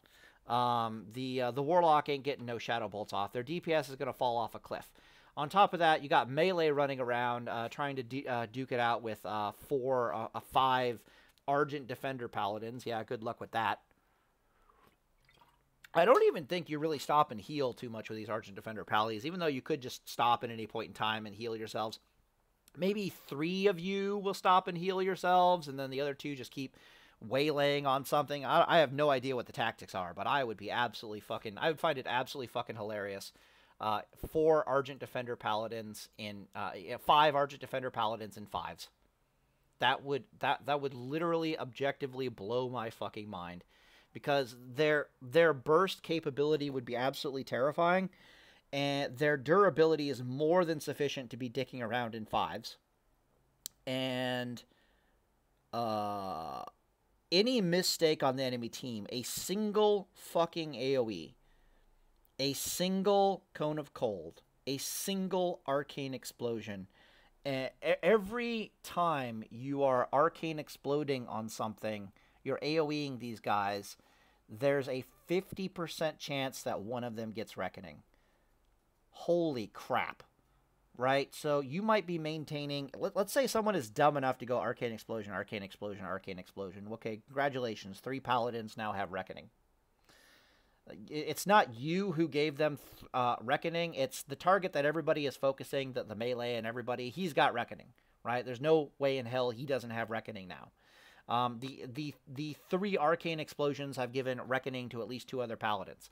So you went from having to suffer the attentions of 5 fucking Paladins with 2-handed weapons beating the shit out of something, to having to suffer the attention of 8 2-handed Paladins with beating the shit out of something. Like, that's literally what has happened. And that's why I say they have remarkable burst capabilities. You just cannot afford to... You just can't afford to AoE against them, which greatly limits their DPS. At least one Paladin is always going to have Reckoning. Like, that's always going to be a thing. No matter how well they play, they can't stop at least one Paladin from having Reckoning. Hit by any damaging attack. Yeah, hit by any damaging attack. Okay. Can't really stop. That's a good question. What else would you want to use? I don't know. 5s, yeah. Anyways, that's the idea. Feel free to crunch the numbers and do the math, because I'm not really sure myself. But start looking into... do math, okay, because this is literally the situation. All right, so here's my call out to all you number crunchers out there, to all you stat waiters and so forth and so on out there. I really need some math on Reckoning versus Crusader Strike. And let me write this stuff down real fast here. Math versus Crusader Strike. Okay, so the math that we are looking for, or I'm just going to mention the... all right, so assumption. Assume. So I want you to assume in your math when you're doing this that your options are for the Crusader Striking Paladin that he can either Crusader Strike or Seal Twist. He can't do both, right? So can't do Seal Twist, can't do both. Right, okay. So I want you to assume that, because this is actually how the lines of play break out. Like, I've done a lot of thinking about the lines of play, and I've tried to map out the lines of play, and I don't know the matchups too well at this point to really know how bad it is, but it's looking pretty bad. So I want you to assume that in a 6-second window, okay, in a 6-second window of time, that what's it called? A Crusader Strike Pally. You can do 1 Crusader Strike and 1 Seal Twist. Okay. Yeah, that's correct. Okay. So 1 Paladin is allowed. Every 6 seconds, he's allowed 1 Crusader Strike and 1 Seal Twist. Okay, that tends to pan out pretty well as far as the known lines of play that I've been able to identify. And then we're comparing this. I need a versus here. Versus... let's actually change the color for Reckoning here. Blue? Blue is fine. Okay. Versus the Reckoning, which is inside of 6 seconds, you can do 2 Seal Twists. Right? Like, that's the math that I prefer you guys to look into. And how does that pan out? And then things get weird. I want black. I want black like my dick. Like I like my dicks. I'm a white guy, by the way, just so you guys know. So, you know, black when I like my dicks is a joke. Hey, Amy, I like my dicks black. Did you know this? Yeah. Ugh, my wife doesn't care.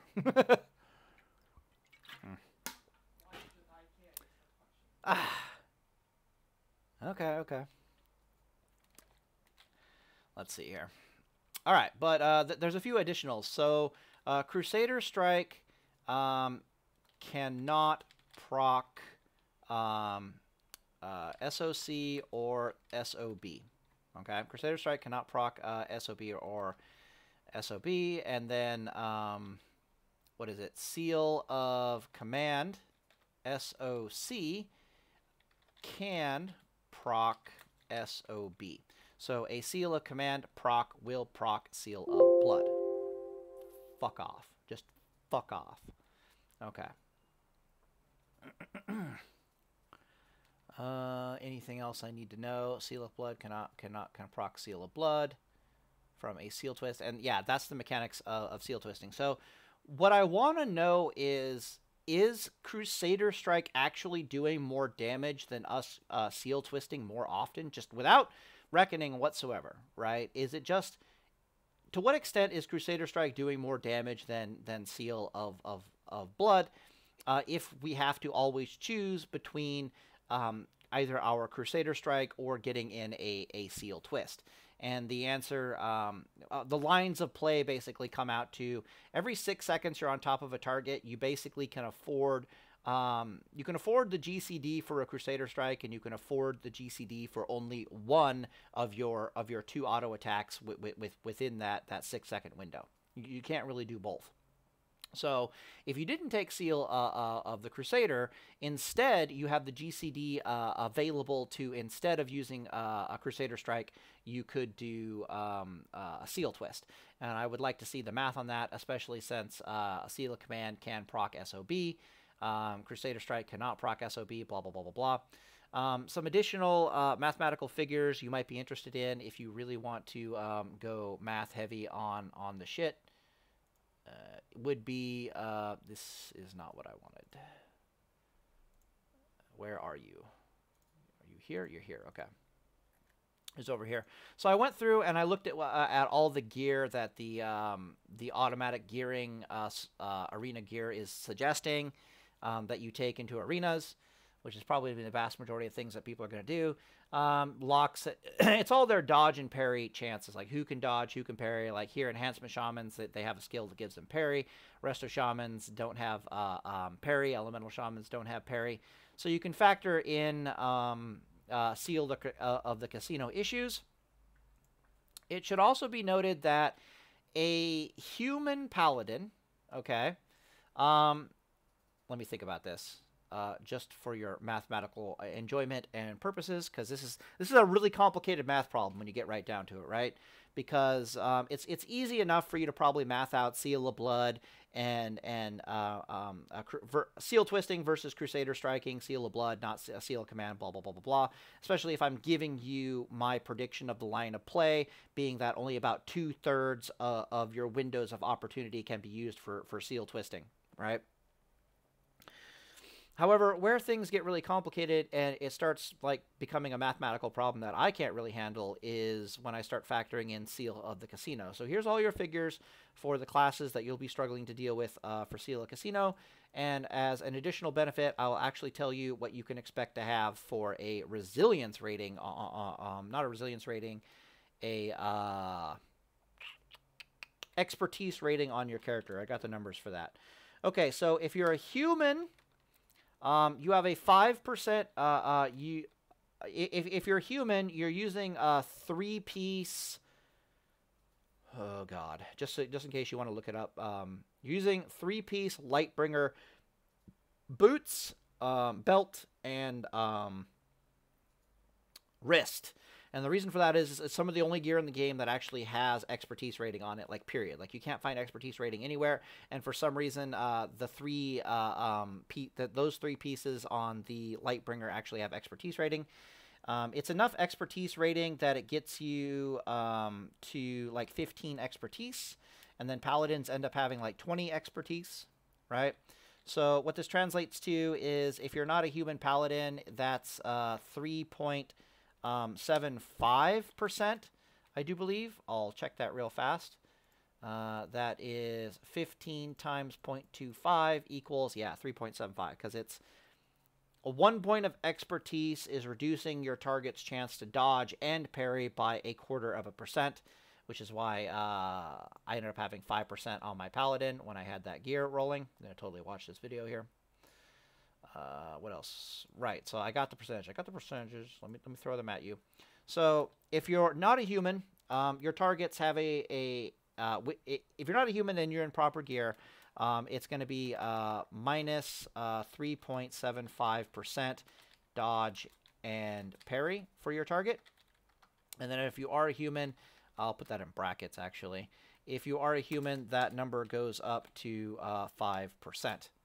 Which is actually kind of a big fucking deal when you get right down to it.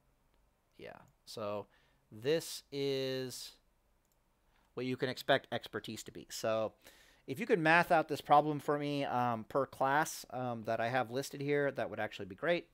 I'm very curious to see from a stat weight perspective just who exactly, like, what is better? Like, is it actually worth it to go down and even pick up Seal of Command or Crusader Strike? Crusader Strike has some advantages, like it is front-loaded, right? Like, that's kind of cool. It is dependable, theoretically. Like, you could fuck up your Seal Twisting, but that depends on just how big of a Seal Twist window Blizzard wants to give us, kind of a thing.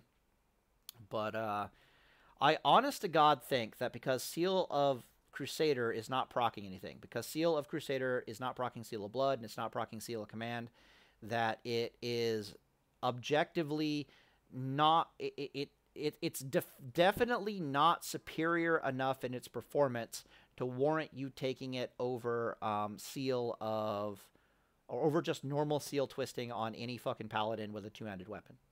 And I'm not joking about that.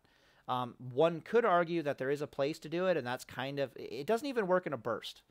Like, when you actually math it out, it's a fucking Where's Waldo problem. It doesn't even work in a burst. I need a new one here. Paint. Paint, paint, paint, paint, paint. It doesn't even work in the burst, burst, burst. La la la la la la la la. All right, so the best possible burst scenario that you can get as a Crusader Striking Paladin would be that you run up to your target, and then you seal twist your auto attack, and then 1.5 seconds passes, okay?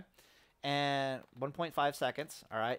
These arrows, if you don't know what they mean leads to, or next. Yeah, leads into, all right? Just in case you don't know what the hell this means. Like, there's plus, there's minuses, and the double arrows basically mean leads. And then, of course, a single one of these arrows means, you know, less than, greater than. All right, so you're seal twisting, then 15 seconds pass, and then you're Crusader striking, and then 1.5 seconds pass, and then you're stunning the target, 6-second stun, and then ... And you can see if we have room to seal twist or not on the next auto. So then there's another auto. And the question becomes, again, this is fucking Where's Waldo? The question becomes, can we seal twist on this auto? And our weapon swing timer is usually, because the expertise gear that you are forced to take actually has haste on it, which is not ideal, but, you know, the expertise more than makes up for the fact that the fact that you're getting 15 expertise off of that 3-piece gear, and it's also the gear that has the chance to give you mana back per hit, so it has haste on it. So your auto attack swing timer is going to be about 3.4 seconds, unfortunately. I do believe, yeah, 3.4 for the record, 3.4. I'll do some assumptions up here so you can do some math better. But anyways, I'm showcasing Where's Waldo. So we attacked, and our next auto attack is at 3.5 seconds. So 1.5 seconds later, 1.5 seconds later.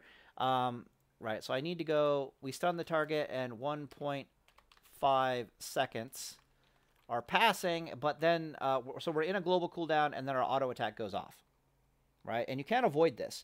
Even at like a 3.8 speed weapon or a 3.2 speed weapon, because you've got a little bit of haste. You got two pieces of gear that have haste. I think it's the bracers and the belt that has haste on that gear. You just can't really squeeze in the room to do a seal of justice here. So let's say that we had like somehow we had a 3.8 weapon. The problem is that the best 3.8 weapon that I could find on the server comes with haste. It has haste on the weapon, right? So it's like, oh, fuck. But let's say that we're able to have a 3.7 second weapon speed, right? Even with the haste, we're still doing 3.7. To be honest, the haste gear is going to drop us down to like a 3.6 speed, no matter how slow our weapon is the vast majority of the time. Again, we're fucking Where's Waldo, dude. This is Where's Waldo shit. Can we get it done with a 3.6? So at 3.6 seconds, right? So 1.5, 1.5, and then 1.5, 4.5 seconds have passed, right? So even at a 4-second swing timer, we are unable to successfully get this auto in here. So best case scenario, best case scenario is you can Where's Waldo in an auto attack over here, a seal twist over here, and then get like a 1.5 second GCD, and then you go into your stun. And I guess this auto wouldn't be over here. Let me put a second here, right? So again, we're looking for Where's Waldo. So best case scenario, you're jumping on your target, you're seal twisting your auto attack, then you're Crusader striking them. You've been GCD'd for 3 seconds now. You're waiting for your auto attack. Your auto attack timer is coming up at about 3.4 seconds, right? So you only have to wait like 0.4 seconds, maybe 0.35 seconds, something like that, because you got a little bit of haste gear going on. And then you can get in your another seal twist and your auto attack, and then 1.5 seconds later, you're getting into your 6-second stun, and then blah, blah, blah, blah, blah, blah, blah, blah, blah, right? But what I hear as a PvPer, and what you should hear as a PvPer, is you just suggested to me, in your Where's Waldo bullshit fantasy world, that you're going to lock yourself into a GCD for 1, 2, 3, 4 seconds, right? But before you're stunning the target, which, again, stunning the target allows you to be locked into your GCDs, right? Stunning your target is giving you the freedom and the space to, it doesn't matter if anything else in its dog is soft CSing you at that point. You're allowed to be locked into a GCD as long as the target you're trying to beat the shit out of is stunned. So what you're telling me is that you're okay with 4.5 seconds of not being able to cast like cleanses or freedoms or anything else before you actually get your target into a stun? Are you fucking insane? Are you crazy? Like, what is the PvP scenario where this actually is allowed to happen? So it's a really big Where's Waldo issue. So much more commonly, you can probably get in 3 seconds of being GCD locked before you're forced to stun the target, if that makes sense. Because the way it works is I can get off this. Like, let's say I get slowed inside this GCD, and I decide that I'm going to Crusader Strike anyways, right? Like, let's say that's my plan. Or I get slowed inside this GCD, and my enemy's getting distance on me. They're getting distance on me. They're getting distance on me. They might not be able to get enough distance on me to avoid the 6-second stun, right? Because the 6-second stun still has a 10-yard range. Come back over here. Blah, blah, blah, blah, blah. 1.5. No, I need 8 times 1.5 equals... God damn it. It's 6 seconds. Okay, the yards. They're able to get 6 yards on you at a 50% slow inside of a GCD. All right. So in 2 GCDs, they're getting 12 yards on you. If they were even the slightest, okay, and then on top of that, you've got like a 15% increased movement speed over them, right? So they're barely getting away from you for 11 yards. Again, this is fine. Where's Waldo? Where's Waldo? Like, I'm going to seal twist. Nah, I'm going to Crusader Strike and seal twist. No, fuck you. Where's Waldo?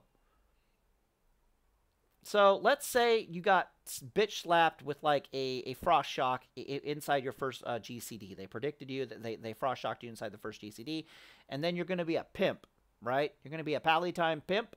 You're going to Crusader Strike and say, fuck it, I don't care if he's getting yardage on me. After this Crusader Strike is done, we're stunning his bitch ass for 6 seconds. Also got like somebody said that haste is reducing your global cooldown up to like 1 second in TBC. So then this math checks out even better. Go back to the calculator. I need the calculator.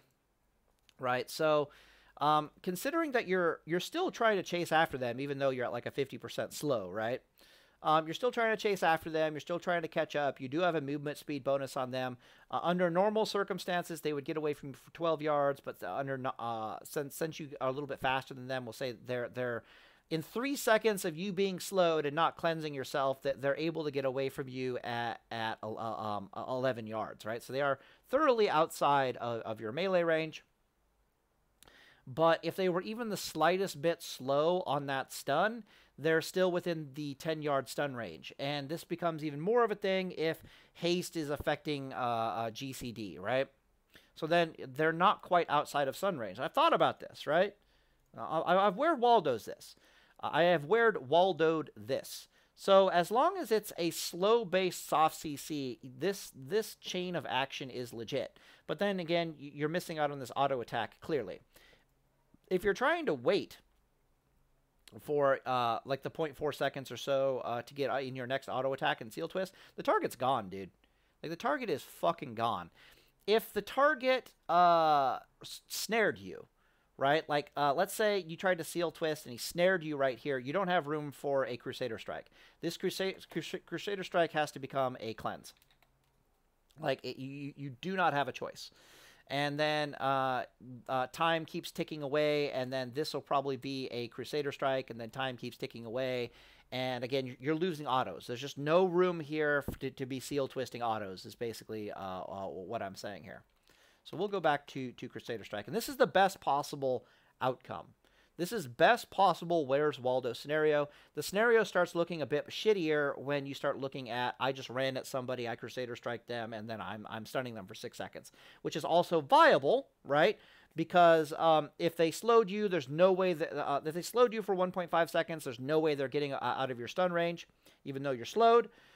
If they snared you for 1.5 seconds, then the exact same thing plays out with they end up getting just 10 yards away from you, and then you're able to stun them. So the other scenario is going to be Crusader Strike into stun, into blah, blah, blah, and I will sort that out here. But we need to finish with Fucking Where's Waldo?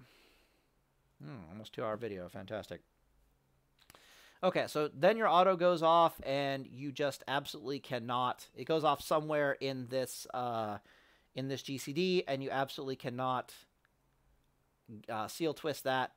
And then another auto is going to go out somewhere, and you can actually seal twist your next auto, and you can Crusader Strike as well. All right. So under the best possible scenario, you're getting out. Let me think here.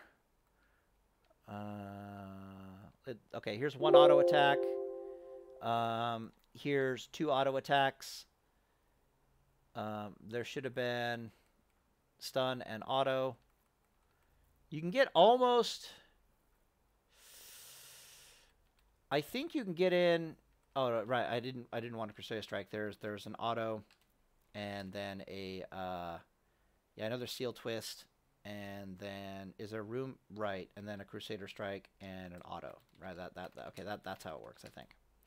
I might be doing this wrong very quickly. It's hard to do with the numbers. I know that once you 6-second stun the target, there's room enough inside the 6-second stun to get off. You can't quite get off 2 autos. It's kind of fucked up, right? Oh, God, where's Waldo? Where's Waldo? Okay, so the question is, did the auto attack come off before? Because you need like 7 seconds to get off 2 autos. And one of your auto attacks is coming off, so there's only room for 1 auto in here. And you can there's definitely room for a Crusader Strike. Crusader Strike will come off of cooldown in here. You can seal twist this, and then you can get off the Crusader Strike, but you can't quite make it to the next auto before they come out of the stun and have the chance to do something to you, right? You can actually make it to your next auto if you have what the hell is it? You can make it to your next auto attack if you're a Blood Elf Paladin and you're silencing them for 2 seconds. So the value of silencing your target for 2 seconds is that you can make it to your next auto attack, and your next auto attack is actually a seal twist auto attack, and that's only if you're a Blood Elf. If you're not a Blood Elf, then your next auto attack is going to be coming in like a second down the pipe. Like your target comes out of stun, and then you're like a second away from another auto attack, and then they can do something to you, right? Like they can hit you with a CC, they can nature swiftness out, a heal on themselves. They can do something, right? They can start taking actions. So in theory, you can seal twist this next auto attack, but you can't guarantee that you'll even get the next auto attack. And that's the best possible scenario. The far more common scenario is you run up to your target and you Crusader Strike them plus auto attack, like in the same global, and you don't even bother seal twisting. And the reason for that is 1.5 seconds passes, and you can guarantee that you can get out your stun, right? Your 6-second stun, and then another 1.5 seconds passes. Yes, this is the stuff I do to try to figure out tempo and proper lines of play and blah blah blah blah yada yada blah blah blah blah blah. Crusader Strike auto 1.5 seconds passes. You stun the target to avoid them from getting away from you. Another 1.5 seconds is passing, and then finally you have an auto attack that you can barely seal twist. So you're finally getting off a seal twist, right? You're more than gonna get two. You're going to get 2 auto attacks off within the confines of this stun, no problem. The question is, how does it line up with your Crusader Strike? And the answer is, Crusader Strike and auto are almost in parallel.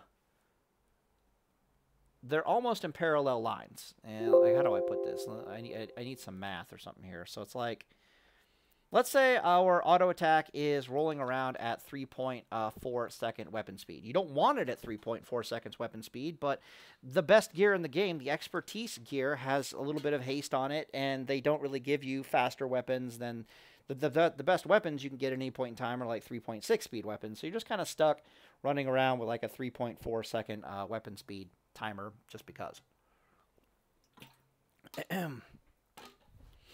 But you can, it's definitely theoretically possible for you to try to prioritize a slower weapon over the other weapon options just because it changes the Where's Waldo factor and lets you get in more seal twists, especially in your CC based bursts, if that makes any sense.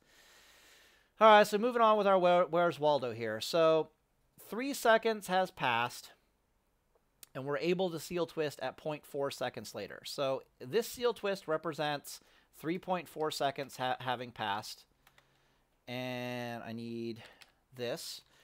And 3.4 seconds is now passed. We've successfully seal twist, and we're 1.5 seconds into a GCD. And if I add 1.5 seconds to that, you can see that we're closing in on our Crusader Strike coming off a cooldown. What is that? That's 5 seconds. So almost 5 seconds have passed. So we need an additional second to go by before Crusader Strike is available. So then we leads into 1 second down time, and then that leads into Crusader Strike, which also puts us on a 1.5 second GCD. We're trying to find fucking Waldo, people. But where's our last seal twist? Our last seal twist is over here, where you can easily see that 1.5 seconds going by, another 1.5 seconds going by, and another second of downtime is passing. This is not an auto attack is going to go off in this window, right? Which means that we can't seal twist. Well, then the question becomes, okay, well, what if we hold off on Crusader striking and we go for like seal twisting that auto out? If that makes any sense, right? So rather than, we're going to hold back on our Crusader Strike, and we're going to try to seal twist out our auto. Well, if you do the math on a seal twist versus a Crusader Strike, you'll know that the seal twist only gives you an extra like 5% damage, and I'm not sure you have the room. So the different 1 second of downtime, Crusader Strike, auto. Yeah, so you can see the problem with Where's Waldo. It's just, we got in a single, right, yeah, fuck off. Thank you. We got in a single, do it right here, right there. No, that's not it, right here. We got in a single twist inside this chain. And any other twist attempt that we're going to do inside this CC chain is coming at the expense of Crusader Strike, right? So we can get out another seal twist, but it comes at the expense of Crusader Strike, which means that you're losing out on DPS from Crusader Strike, which means that you're not really gaining a seal twist. From a DPS perspective, you're not really gaining anything from the seal twist that you wouldn't be gaining by just pulling the trigger and putting Crusader Strike back on cooldown again. But I don't know, again, you start adjusting the weapon speeds, and you start being able to actually get out that Crusader Strike, and you start being able to get out that, or not being able to get out that Crusader Strike, or being able to get out the Crusader Strike, or being able to get out that auto attack, or not being able to get out that auto attack. So it's fucking weird. It's literally a game of World of Warcraft, where the fuck is Waldo, trying to figure out where exactly I can do my seal twists, because Crusader Strikes are putting us on GCDs, and other things are putting us on GCDs, and blah, blah, blah, blah, blah. These lines of play change significantly, however, if you don't have Crusader Strike, right? If you don't have Crusader Strike, then rather than these autos that aren't allowed to be Crusader Strikes, this here just becomes a seal twist. And then this Crusader Strike and an auto just becomes a seal twist instead. Which is why I'm thinking that, you know, within a 6-second window, you can afford 2 GCDs going to seal twisting, and then the rest of the GCD time, the rest of the, it's literally half of your GCDs at that point, right? The rest of your GCDs have to go to other things, cleanses or stuns or flashes of light or other things, resealing, that kind of stuff. Oh shit, I forgot about reseals. Fuck. I guess you could ignore the reseal and just be okay with whatever seal you're on. Yeah, so a seal twist is a 1.5-second global cooldown, and you don't bother to judge the seal or Yeah, so there's no judging allowed. You do not have the global cooldowns to judge. You're just on whatever fucking seal you're on. So if you're on Seal of Blood, you're on Seal of Blood. If you're on a rank 1 Seal of Command, you're on rank 1 Seal of Command. This is just your life. This is just your life. Which I think increases the value of human expertise, because you're going to be spending about half your auto attacks on a Seal of Command over a Seal of Blood. If you're looking to Seal Twist, and you totally should be looking to Seal Twist. Yeah. Where's Waldo? This is the more... So in the absolute best case scenario, which is the first one we showed, I think we got in like 2 Seal Twists. Right? We got in 2 Seal Twists. Hell yeah. But in the more realistic version, the one that doesn't lock us out of GCD for 3 seconds when we finally close with our target, is going to be only 1 Seal Twist. And we're still using stun to get out this Seal Twist, right? So I just don't know, man. I don't know. Anyways, if you can big brain out that math for me, that would be very appreciative. I can't be bothered. I end up mathing it out a little bit, and then I just look at things, and I'm like, okay, I'm pretty sure that if Crusader Strike is adding any DPS, it's actually a minuscule amount of DPS. There might be a 10% increase in DPS at most. My brain wants to say like 6 or 5% increase in DPS from having Crusader Strike and using Crusader Strike over Seal Twisting instead of Crusader Striking. Right, because the math pans out exactly the same as to whether or not you're Crusader Striking or Seal Twisting, just about identically. You have room to Seal Crusader Strike, and you have room to Seal Twist. You do not have room to Crusader Strike and Seal Twist. That seems to be the moral of the story. So this is even before we factor in Reckoning, right? And to be perfectly honest, I think Reckoning and I think Reckoning, because it has the potential of proccing Bloods and Commands, right, is probably somewhat going to be on mathematical par from a PvP DPS perspective to Seal to Crusader Strike. But then I look at the fact that it might just be better off Seal Twist. And Reckoning gets a massive DPS increase because it doesn't require a GCD. You can Seal Twist and do Reckoning charges, and you can Seal Twist. You get the point. I'm done talking. Anyways, I'm going to end the video here. Please, pretty please, go do that math for me. Yeah, data's full, boys. Oh yeah, also look at the mana expenditure if you can, but I think it's virtually identical, because the cost for a Crusader Strike and the cost for a Seal Twist are not significantly different. In fact, I think they're virtually the exact same amount of mana. And then if it comes down to there's just not space to Crusader Strike and Seal Twist at the same fucking time, then from a GCD perspective, then the Reckoning Paladin is going to win. And by the way, the Reckoning Paladin, believe it or not, using scales pretty goddamn well, in my opinion, with haste gear.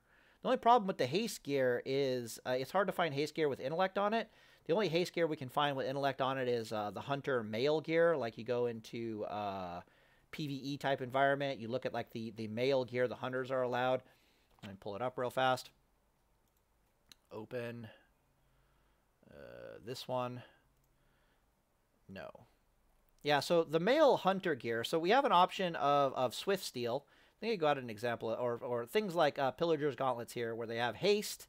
No resilience, which is nice. They got strength. They got stamina. Doesn't look like we have any Swift Steel examples here. Swift Steel comes with haste, strength, and stam, but it doesn't come with any intellect, which kind of sucks. But then again, we're leaning into the MP5 style, which is why that pairs well with leaning into MP5. The intellect is nice because spirit scales with intellect, right? So that's what I was trying to do. I was trying to do some intellect stuff.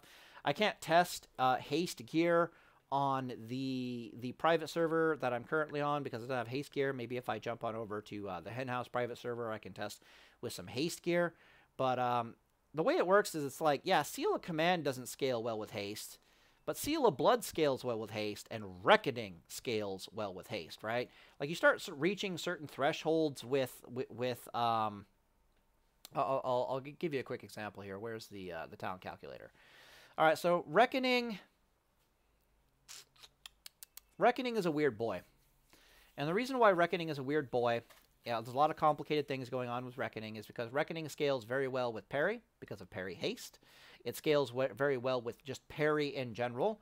And it scales very well with seal twisting, right? Like we've been talking about, because it's not really you're not locked in your GCDs, and it blah blah blah blah. But the reason why it scales super well with, let's say you got enough haste that your weapon speed starts getting down to like 3 seconds, right? For the sake of argument, your weapon speed is 3 seconds. Reckoning is a weird animal in the sense that, and I'm sure you guys have thought about this. If my attack has not gone off, right? Like, let's say,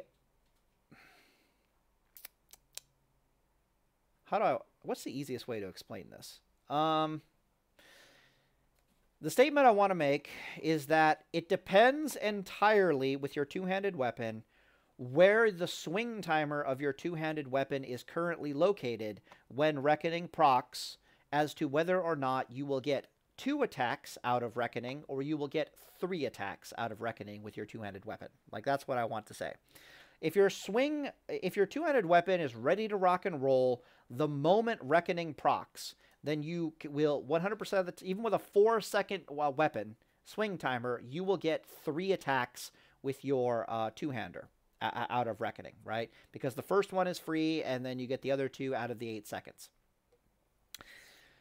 As your swing timer starts to get faster and faster, ideally faster and faster from haste, but theoretically also faster and faster just because you're taking a faster and faster weapon, what ends up happening is it becomes like an RNG type situation as to whether or not Reckoning is going to give you two procs or Reckoning is going to give you 3 procs, kind of a scenario.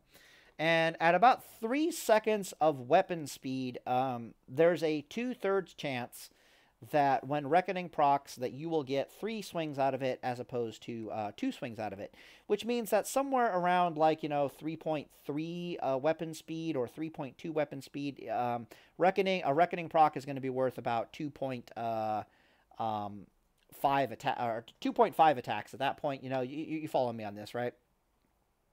And then, of course, it depends on what your opponent is. Is your opponent having to deal with your parry haste at all?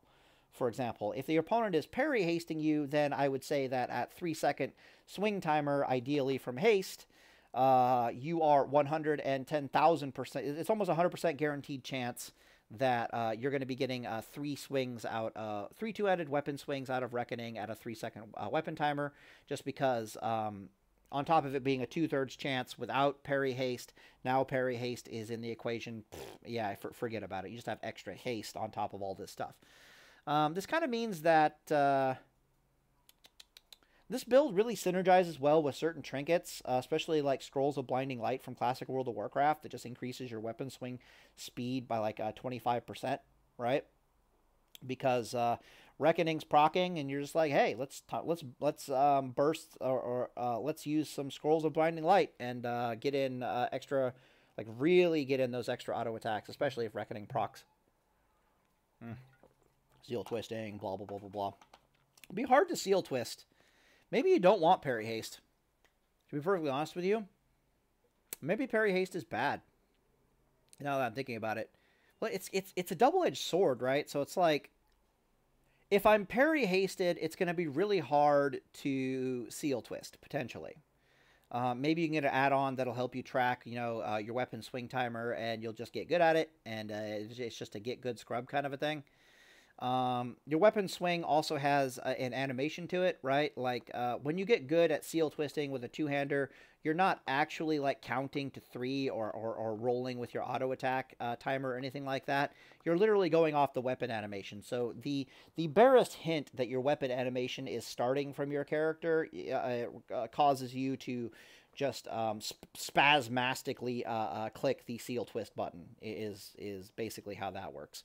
And you get about an 80% success rate, or I'm an 80% success rate with Edward the Odd, doing it that way. I start seeing the auto attack going, I click the button, 80% chance I get the seal twist off.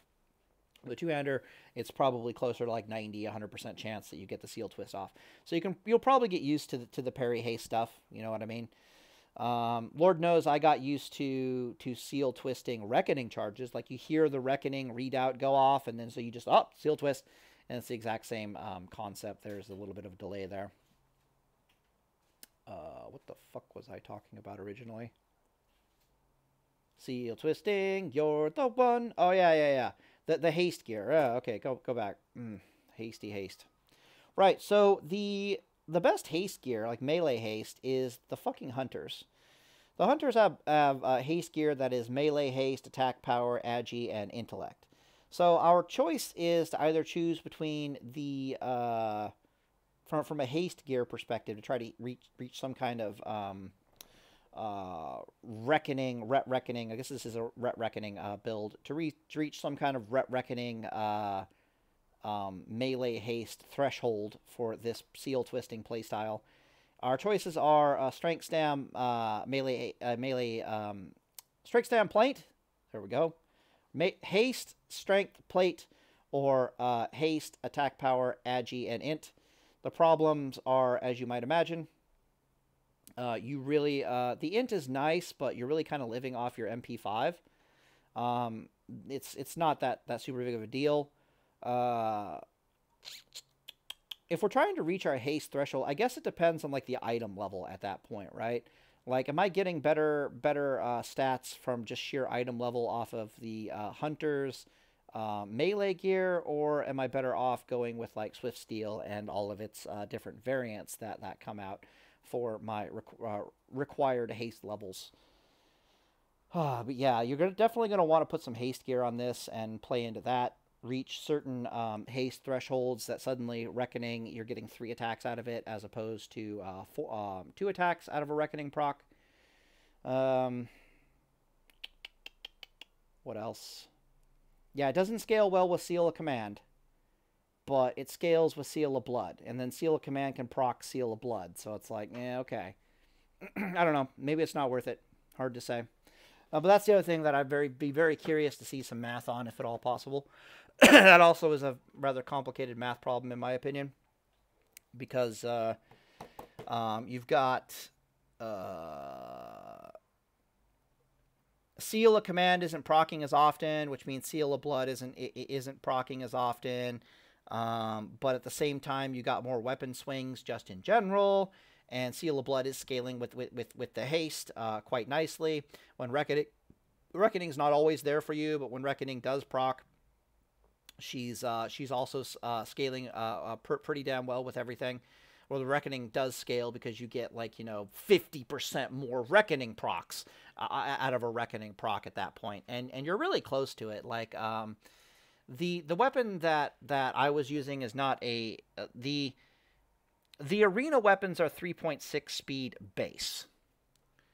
1 second here. Let me go try to find this. I want TBC like database.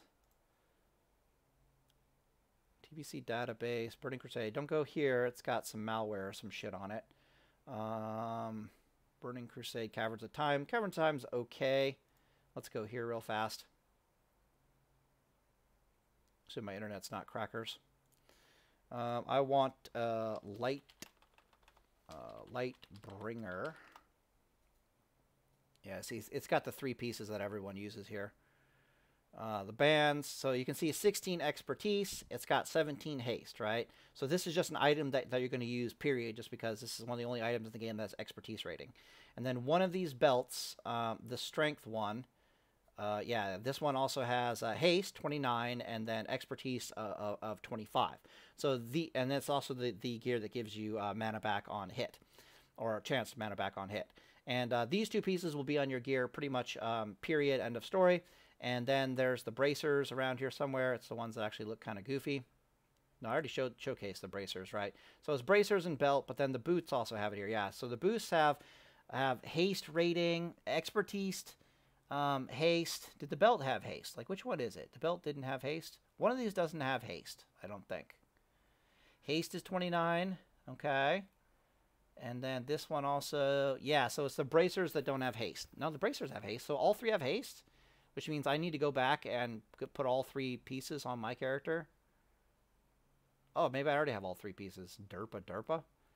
Yeah, so we got, this one doesn't tell us percentages, which sucks. Haste, yeah, okay. So you got 3 pieces of just haste gear in the bracers, the boots, and the belt. Let me go over here and we're like, Swift Steel. Swift Steel. I think it's one word, but we'll see. Swift Steel, you're the one. You make bath time so much fun. Yep, Swift Steel. All right.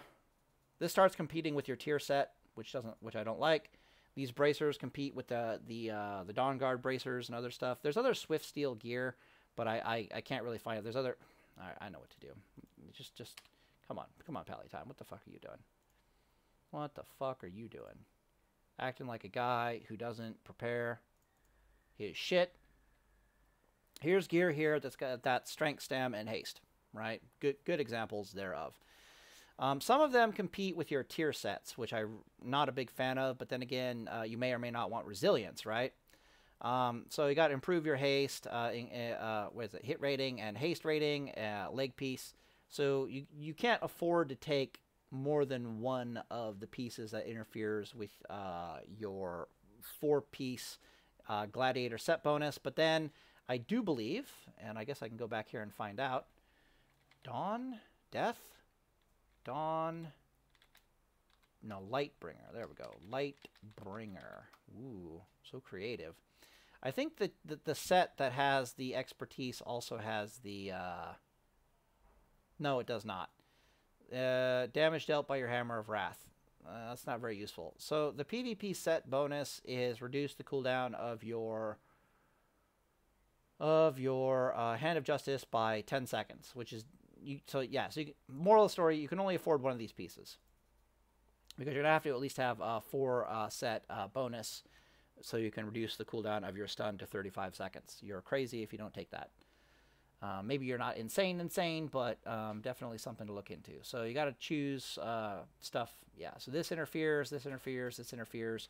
Pick one, but Swift Steel does exist. What else we got going here? Strength, stam, haste. This is a belt that interferes. That interferes. This does not interfere. No, does it? Is it gloves? It's bracers, belt, boots. Yeah, there we go. Okay, so technically this gloves. Oh yeah, this gloves will interfere with your set bonus though. Fuck.